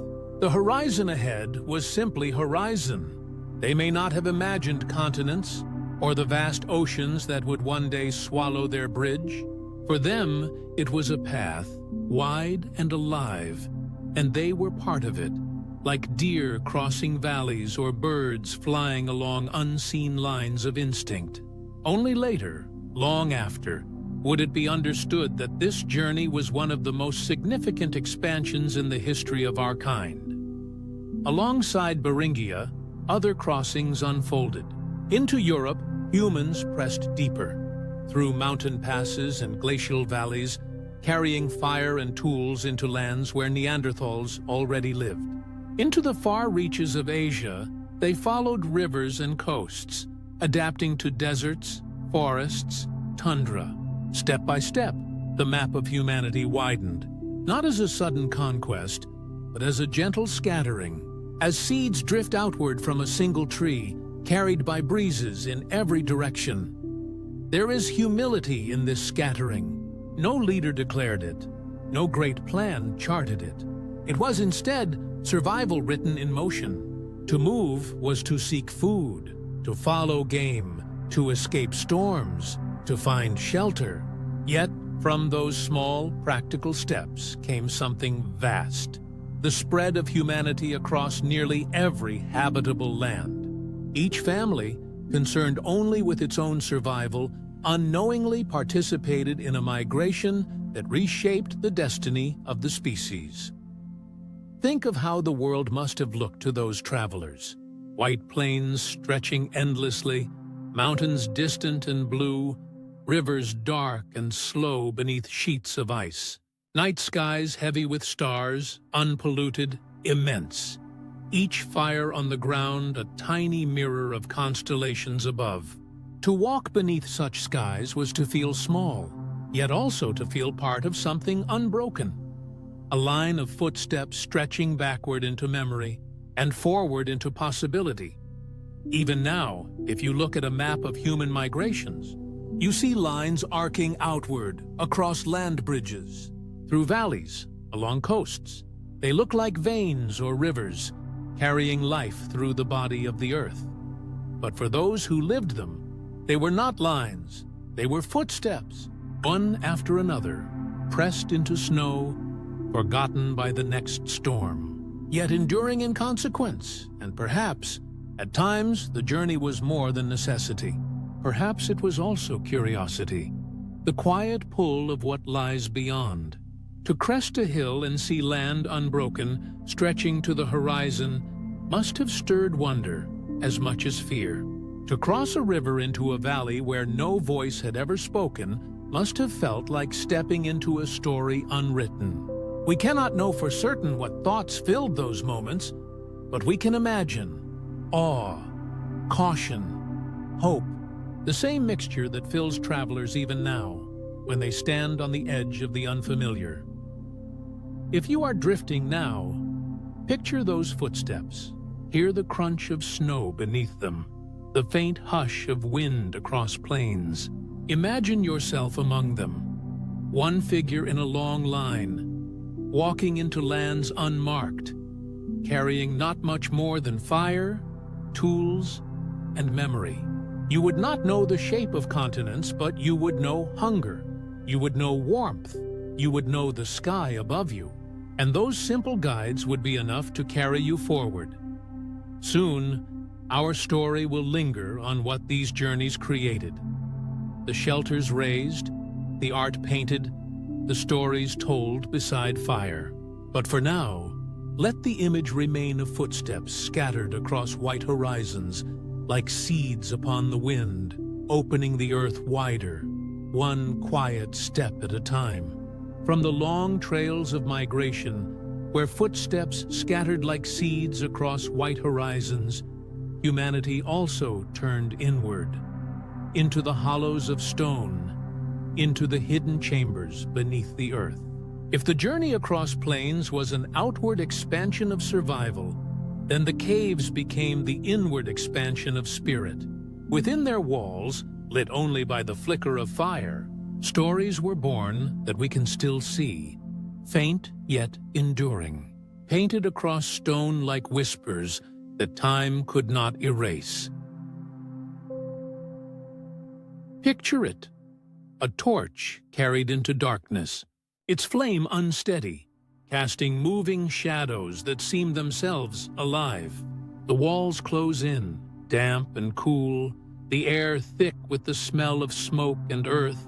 Against this backdrop of silence, someone, perhaps a hunter, perhaps a mother, perhaps a child, raised a hand dipped in pigment and pressed it to stone. The mark that remained was not just color, it was presence. It said, "I was here. We were here. Life was here, even in the deepest cold." The animals took shape first. Mammoths with curved tusks arcing like moons. Horses, manes flowing as if wind ran through them. Bison, strong and heavy, painted in ochres, blacks, and reds. They were not drawn as still creatures, but in motion, galloping, leaping, turning. Some even overlapped, as if one moment had been painted atop another, creating a blur of movement that feels almost like animation, like an attempt to capture not just the form, but the spirit of life. And what were they? These images? Perhaps they were prayers, calling the animals closer, guiding the hunt. Perhaps they were memories, retellings of what had been seen on the plains. Perhaps they were something more.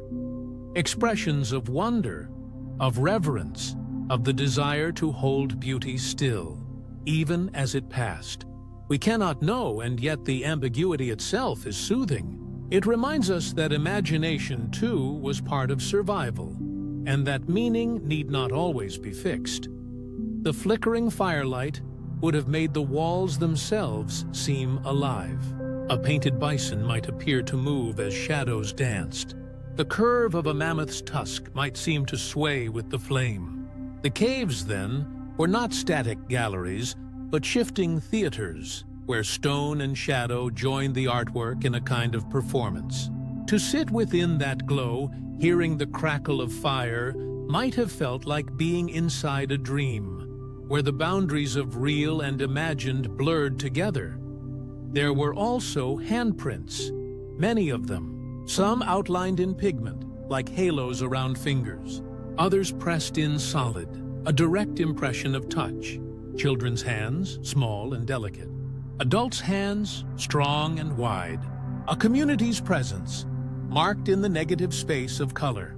These prints may have been signatures or rituals, or nothing more than the joy of marking stone with flesh. Yet, to look at them now, tens of thousands of years later, is to feel a strange intimacy. You can almost place your own hand against theirs, across time, and feel a quiet kinship. The pigments themselves came from the earth. Minerals ground into powder, mixed with fat or water. Red ochre, yellow clays, black charcoal. To gather these colors was itself an act of care, of patience. To prepare them was to weave together earth and life, stone and flame. Even the act of painting was a kind of collaboration with the land, as if humans borrowed its hues to reflect back the creatures that walked upon it. Why did they do it? The question lingers, and perhaps the not knowing is part of the answer. They might have painted for survival, to summon herds, to teach the young, to map the rhythms of the hunt. They might have painted for remembrance, to honor an animal taken, to preserve its image against forgetting, or perhaps, simply, they painted because something within them wanted to create, to shape beauty, to leave a trace. In that, they were not unlike us. If you are drifting now, think of the caves not as cold stone, but as womb-like shelters. Within them, fire glowed. Within them, voices echoed. Within them, dreams were given form upon the walls. The ice age outside was vast, merciless, unrelenting. Yet inside, a different world existed. One made not of frost, but of imagination. Some caves held not just paintings, but carvings, engravings etched into stone, small figurines carved from ivory or bone. A mammoth tusk shaped into the curve of a bird, a piece of antler smoothed into the likeness of a woman. These small forms were portable, carried in pockets, held in hands. They were stories that could travel, pieces of meaning carried from camp to camp. The caves, the carvings, the pigments. Together they reveal something essential. Survival was not only about warmth, food, and shelter. It was also about memory, about connection, about holding on to meaning in a world that could seem otherwise indifferent. Even in the depths of the cold, humans found ways to express wonder, to reimagine the world through art. It is humbling to think that long before written words, long before cities, long before nations, there were already stories. They were painted on stone, lit by fire, carried in song and gesture. They did not need permanence, yet some survived, and those that did whisper still, telling us not exactly what was believed, but that belief itself was part of us. Soon, we will step from these caves back into the wider world, into the movements of people and the shaping of cultures across ice and time. But for now, let this image rest with you. Firelight flickering on stone, animals leaping in shadow, and hands, human hands, like yours, pressed gently against the wall, leaving their echo across 30,000 years. Carrying the glow of torchlight and the painted walls of caves with us, the path now widens again, from the intimacy of firelit chambers to the vastness of a world sculpted by ice. For it was not only landscapes and animals that were molded beneath the weight of glaciers, but humanity itself. The cold pressed upon the body, yes, but also upon the mind and spirit, shaping resilience, patience, and imagination in ways that still ripple through us now. Every struggle for warmth was also an act of ingenuity. A mammoth bone placed into the frame of a shelter, a hide sewn with a needle carved from reindeer bone, a fire nurtured carefully in the wind. Each was a response to hardship, a small act of defiance against the great indifference of winter. These acts, repeated generation after generation, did more than keep people alive. They trained communities in cooperation, bound families together, and made survival a collective art rather than a solitary effort. Hardship, in this sense, was a teacher. The ice did not speak in words, but in demands. Endure, adapt, create. And humanity listened. The tools we shaped were not only stone and bone, but the bonds of culture, the habit of storytelling, the patience to wait for spring. To live in an age where resources were scarce meant learning to share, to strategize, to imagine a future beyond the present hunger. In this way, the cold may have carved into us a kind of foresight, a habit of planning, an ability to dream of what was not yet. Perhaps, too, the ice shaped our imagination directly. To live surrounded by danger and silence meant that within the mind, worlds could open. The mammoth painted on the wall was not only a memory of what had been seen, but a vision of what might come, or what might be hoped for. The stories murmured around fires were not just accounts of hunts, but explorations of possibility. In the absence of abundance, imagination became a form of abundance, a richness that could not be frozen or stolen by the wind, and so survival and culture intertwined. The Ice Age asked for endurance, and endurance bred creativity. It demanded warmth, and warmth was found not only in fire, but in closeness, in song, in shared ritual. It tested the body, and the body responded with stronger tools, but the spirit responded as well, with symbols, with art, with meaning. In this sense, the ice did not only take, it also gave, though its gift was wrapped in challenge. When we look back, we might be tempted to see the Ice Age as hostile, merciless, something to be escaped. Yet, if we soften our gaze, we may see it also as formative. Without the long winters, perhaps the bonds of cooperation would not have been so vital. Without the scarcity, perhaps the richness of imagination would not have bloomed so vividly. Without the darkness, perhaps the flicker of firelight would not have seemed so sacred. If you, drifting now, picture yourself among them, you might sense this duality. The struggle was real: hunger, frostbite, danger. But alongside it, there was warmth, closeness, ingenuity. The two were never separate. They were woven together like threads of the same fabric. Humanity was shaped not in spite of the ice, but through it. Even now, traces remain. In our stories of endurance, in our rituals of gathering, in our instinct to seek light in darkness, echoes of that shaping still linger. Modern lives may be far removed from those glacial horizons, yet within our cultures, within our imaginations, the memory of cold endures, faint but steady, like an old scar that reminds us of where we have come from. The Ice Age, then, is not just a chapter of prehistory, but a sculptor of humanity. It pressed its weight upon the earth and left valleys, rivers, and mountains. It pressed its weight upon humanity and left resilience, culture, and the capacity to imagine beyond survival. Hardship was not only endured, it was transformed into meaning. And as the story drifts onward, so too did the ice. Slowly, with a patience that can scarcely be measured in lifetimes, the sheets began to retreat. Valleys opened, rivers swelled, forests crept into places once barren. With this retreat came new challenges, new adaptations, and new worlds to explore. Soon, we will walk into that changing landscape, into the age when the great glaciers softened their grip and the earth began to breathe differently. But for now, let us rest with this thought. The ice did not only cover, it also revealed. It showed us what it meant to endure, and in enduring, to become more than fragile creatures of flesh and bone, to become beings of resilience, of culture, of imagination, shaped forever by winter's hand.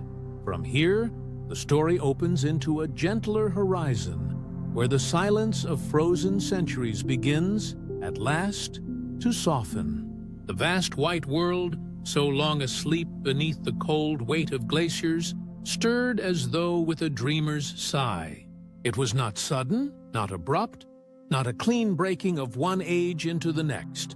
It was a breath, a long, slow exhalation of the planet itself, drawn across millennia, almost imperceptible in its unfolding. The glaciers, those colossal rivers of ice that had once pressed outward with unstoppable force, began to falter.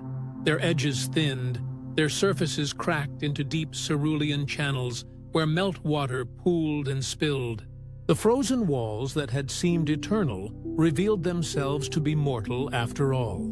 Each season, a little more of the edge slipped away, calving into lakes, seeping into new rivers, whispering of change that no single generation could fully see, but that all could feel in some quiet, ancestral way.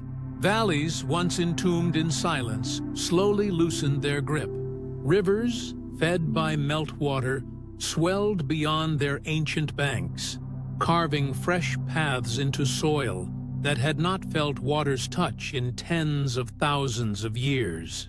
Where there had been only stone and frost, green threads began to appear. First mosses, fragile and persistent, their tiny structures clinging to bare rock. Then grasses, spreading like whispers across plains newly revealed. Later still, forests, their roots digging deep into land that had been hidden, asleep beneath ice. It was as if the earth, wrapped in a cold shroud, had begun to awaken. Stretching, yawning, opening its eyes to light it had almost forgotten. This was not a single moment of awakening, but a layered one. The thaw moved like a tide, advancing and retreating, surging forward only to pause, as if the world itself hesitated between winter and spring. Entire generations lived and died within those pauses, never knowing the scale of the transformation they were part of. To them, the rivers may have seemed slightly fuller, the winters a shade less brutal, the animals wandering in patterns just different enough to notice. And yet, step by step, the ice withdrew, as steady and inevitable as the passing of stars across the night sky. Imagine standing then, on a high ridge at the margin of a glacier.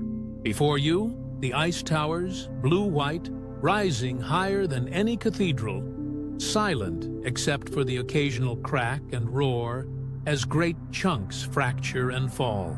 Behind you, the land stretches out, newly open, dark soil glistening beneath a pale sun, grass bending in the wind where once only frozen stone lay. Between these two worlds, the frozen and the thawed, humanity walked, witnesses to the slow redrawing of the Earth's face. It was not only landscapes that shifted, but rhythms of life itself. Animals that had roamed beneath the cold sky found themselves in a changing home. Some thrived, reindeer tracing the greening paths, musk oxen finding new valleys to graze. Others dwindled, unable to adapt quickly enough to a world that no longer mirrored the one they had mastered. For humans, too, the change was profound. Where ice had once closed off horizons, new pathways opened. Rivers became roads, valleys became homes, forests, once inconceivable in frozen lands, now offered wood for fire, fruit for nourishment, and shelter for thought. In a way, the thaw was not unlike the slow unfurling of a scroll, revealing stories hidden beneath the surface of time. Every retreat of ice uncovered not only land, but memory.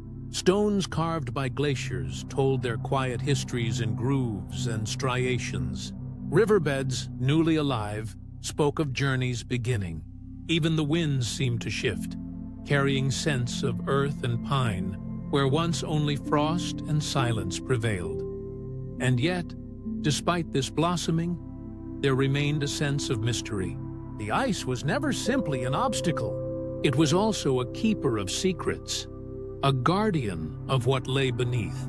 As it withdrew, the earth revealed both life and loss. Bones of creatures long vanished emerged from melting permafrost, reminders of the fragility written into existence.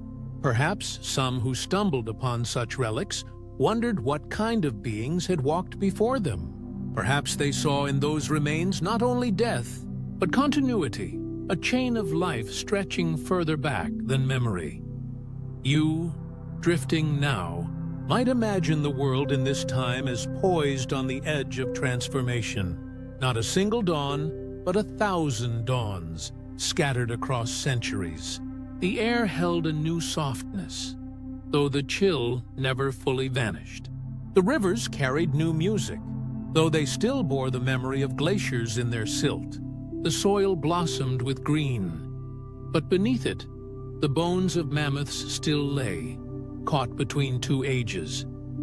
If we think of the earth as a great dreamer, then this was the moment of waking, slow and tender. The long dream of ice had shaped its body, its skin marked by scars and valleys, its breath carrying the cold memory of glaciers. Now, the dream shifted, not into sudden clarity, but into the half-light of morning, when shapes are both remembered and remade. Perhaps that is why the retreat of the ice holds such resonance even now. It reminds us that change need not be abrupt to be profound. That transformation can be both gentle and unstoppable. That an age can pass not with a bang, but with a breath, a whisper, a slow softening. And as the glaciers shrank back, as the earth revealed itself anew, humanity was not merely a witness. They were participants, their feet pressed into fresh soil. Their fires burned in valleys untouched for ages. Their stories absorbed the rhythm of thaw and growth. Survival, once bound to the cold, now learned to listen to rivers, to forests, to fertile plains.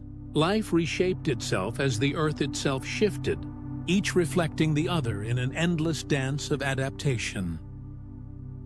Soon, we will wander deeper into this transformation, into the ways the thaw altered not only landscapes, but destinies. How animals, plants, and humans alike responded to the slow retreat of the ice. But for now, let the thought rest here, in the quiet unfolding of change. Not sudden, not violent, a breath, a sigh.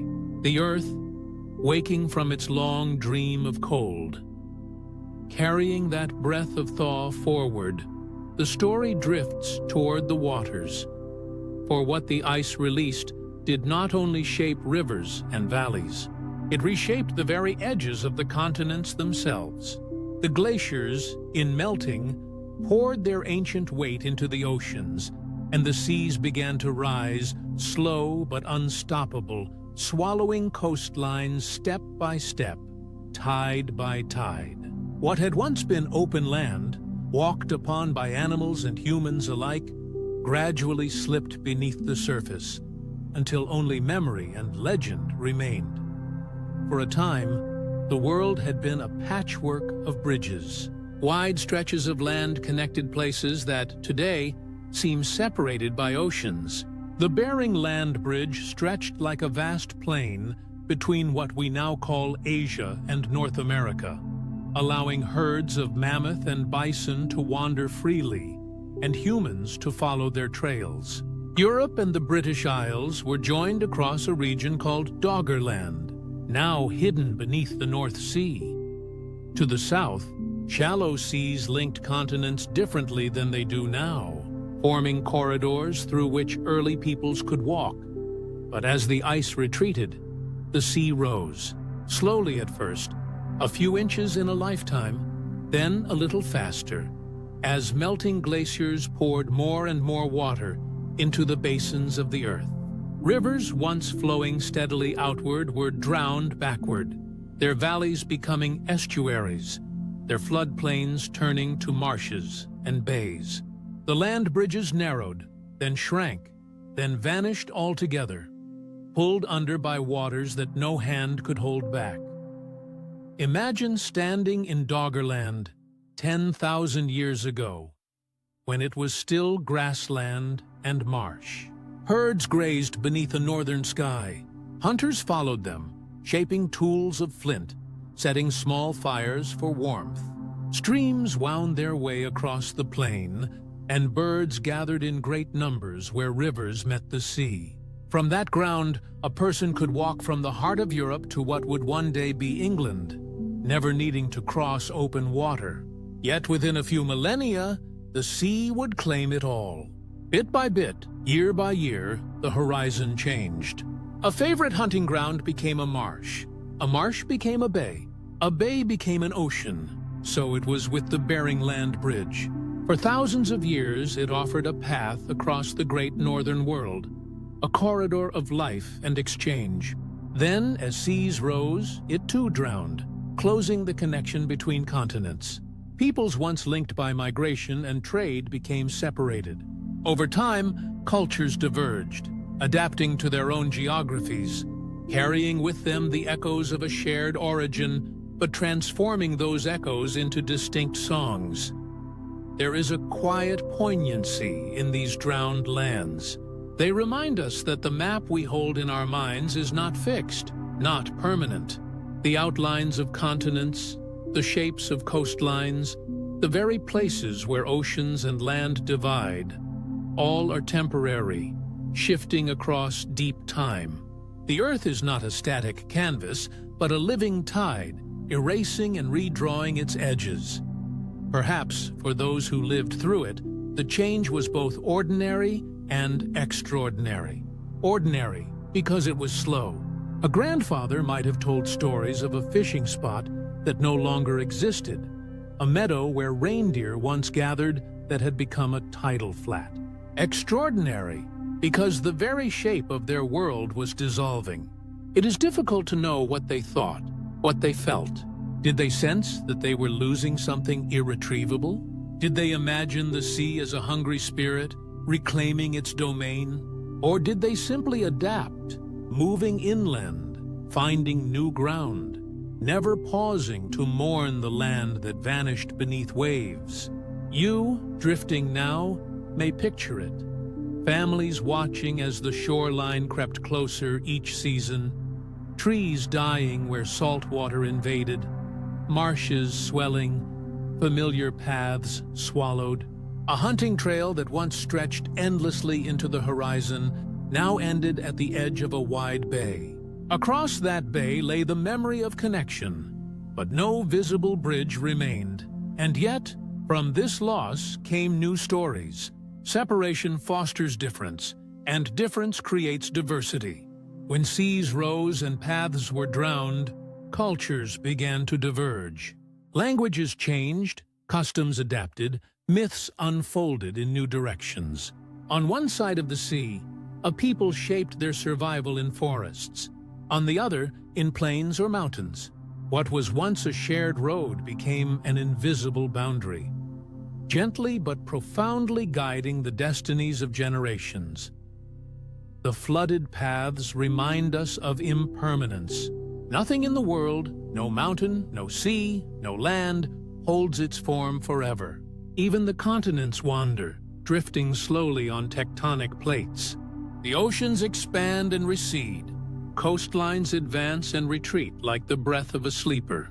What feels eternal in a human life, the outline of a country, the shore of an island, is but a passing moment in geological time.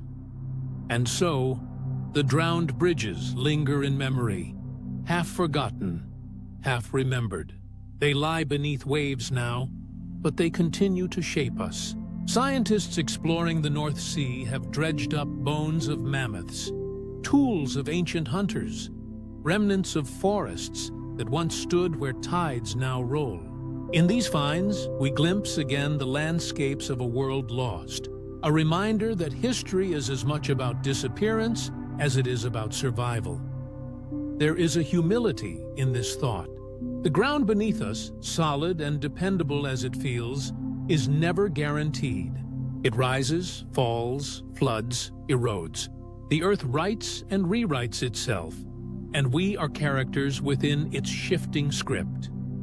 Soon, we will drift further into how these transformations changed not only geography, but the lives entwined with it. For now, let this thought rest, that the roads we think eternal may vanish, the bridges we walk may drown, and the only permanence is the rhythm of change itself. From the quiet rhythm of rising seas, the story turns now to the beings who once walked the ice, those great companions of the frozen world whose time was drawing to a close. Their presence had filled the plains and tundra with weight and majesty. Mammoths moving in herds, woolly rhinoceroses lowering their horned heads against the wind, giant ground sloths lumbering through ancient forests, cave lions pacing the edges of snowy horizons. Yet, as the climate shifted, and as humans spread further across continents, these giants began to vanish. Not suddenly, not with a single moment of disappearance, but slowly, like the soft extinguishing of lamps at dawn. The farewell of giants was not marked by violence, but by silence. Where once the ground trembled with the weight of mammoth herds, silence came to rest. Where once a woolly rhinoceros pressed its heavy body through snow-laden brush, there was emptiness. It was not a sharp ending, but a long unwinding, stretched across centuries. One species after another dimmed, until only memories carved in bones, tusks, and paintings remained. Mammoths, perhaps the most iconic of all, endured longer than many realize. Across vast Eurasian plains they dwindled, their herds thinning, their calls fading. Yet on Wrangel Island, far in the Arctic Ocean, a small population clung to life. For thousands of years after their kin had vanished from the mainland, these island mammoths survived. Imagine them there, smaller in stature than their ancestors, but still woolly, still carrying the ancient presence of the Ice Age into a world already turning green. Around 4,000 years ago, while pyramids were rising in Egypt, mammoths still walked the earth, their feet pressing into snow, their breath clouding in the cold air. They lived long enough that human civilizations, already building monuments of stone, might have unknowingly shared the planet with them. Their eventual disappearance is wrapped in mystery. Perhaps their island world could no longer sustain them.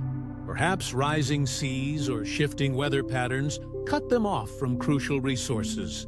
Perhaps disease or small accidents, multiplied across a fragile population, ended their line. We cannot know for certain.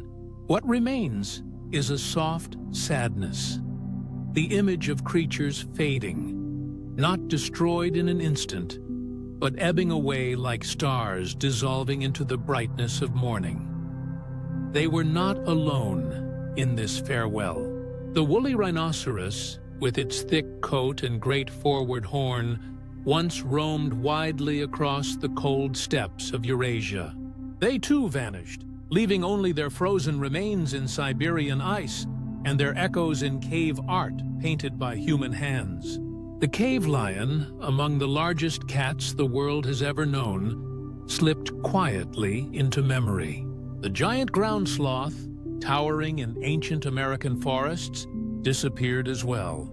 Each species left behind traces: bones entombed in ice, ivory carved by early humans, paintings that still flicker with reverence.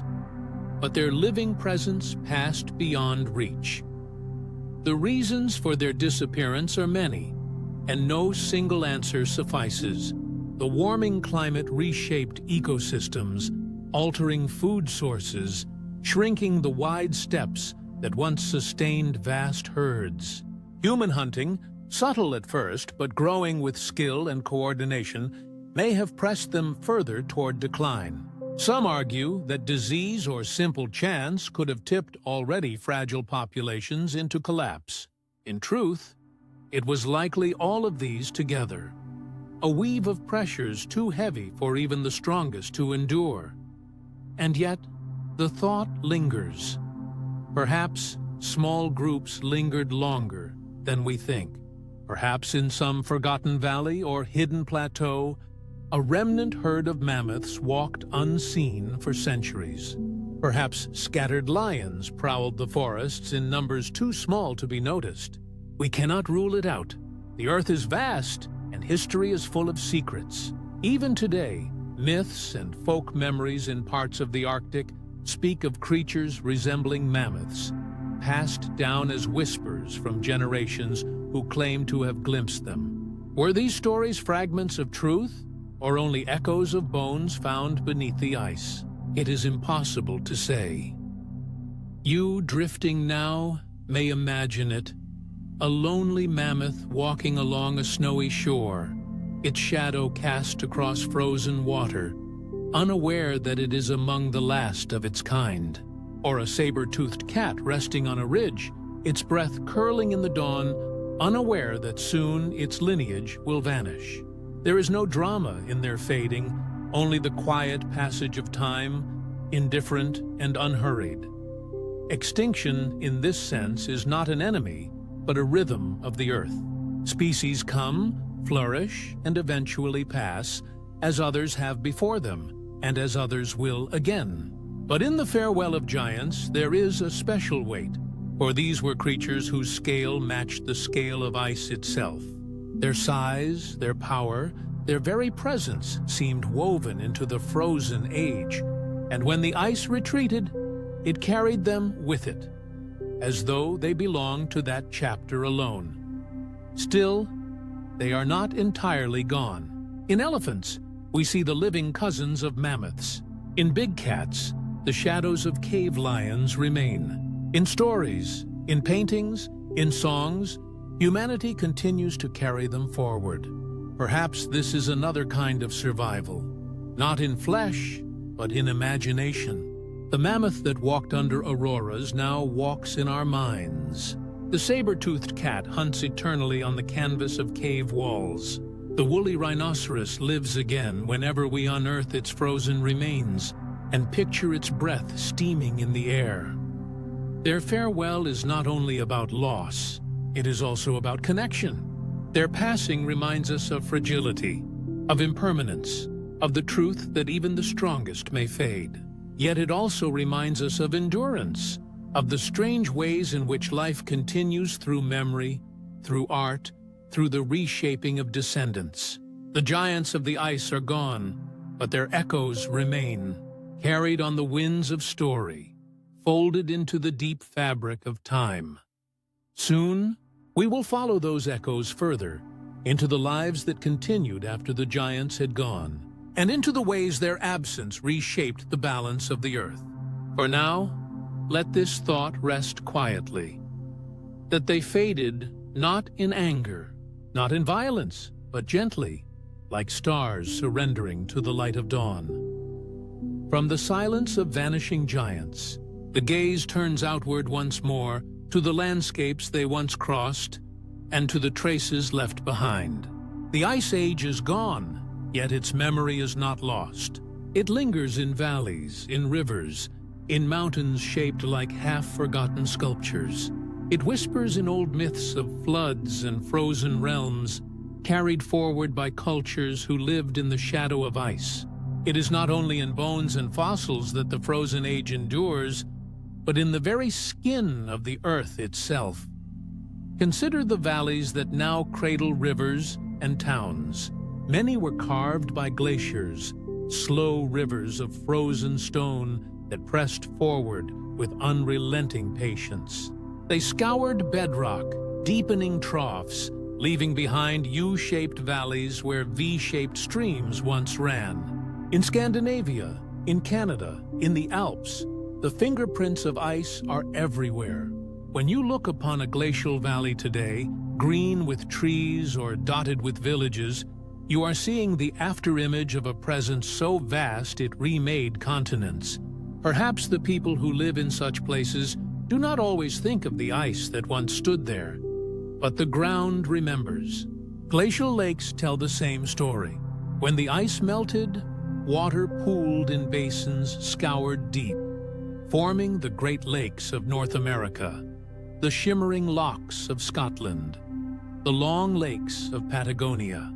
To sail across these waters today is to drift across the shadows of glaciers, their absence filled with blue depths and mirrored skies. Every ripple carries a hidden lineage, every shoreline a silent testimony.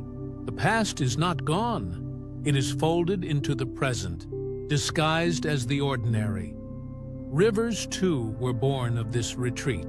As glaciers melted, torrents of water carved new channels, redirected flows, and etched maps that endure to this day.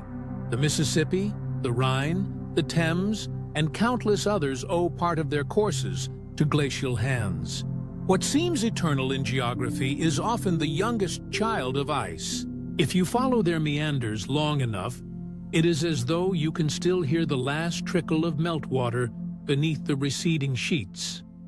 Mountains remain scarred as well.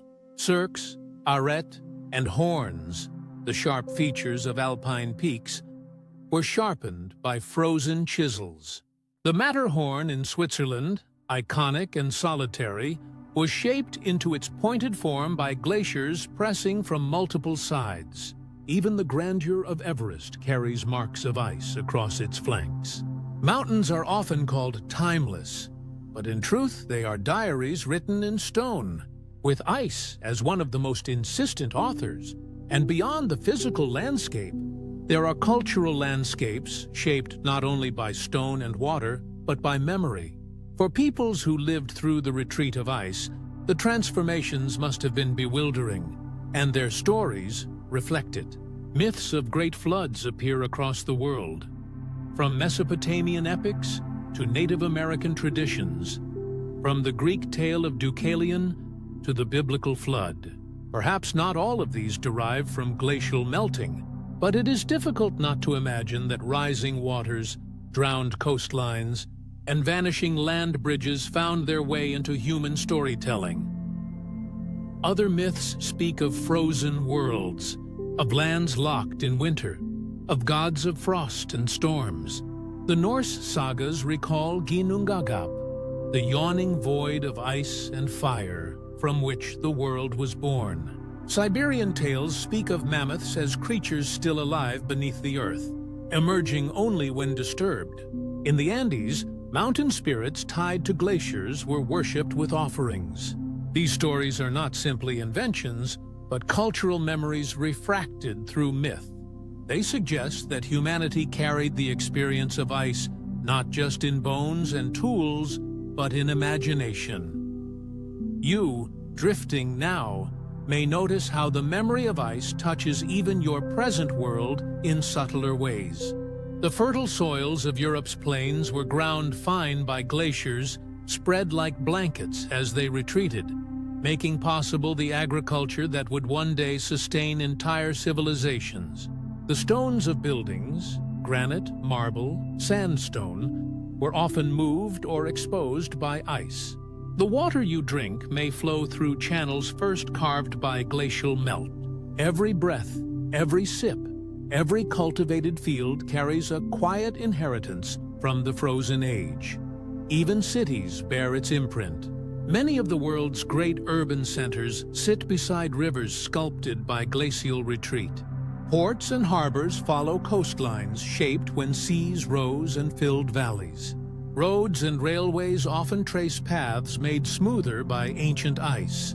It is as though modern life is built upon the blueprints left behind by glaciers, using them without always knowing their origin. And there is another kind of memory, not in stone or soil, but in ourselves. Some scientists suggest that certain human adaptations, from body shapes suited to conserving heat to cultural habits of cooperation in harsh climates, reflect the deep influence of ice on our lineage. Whether in physiology or in the communal stories passed down through generations, the mark of the frozen world lingers within us. To reflect on this is to see the present as layered with the past.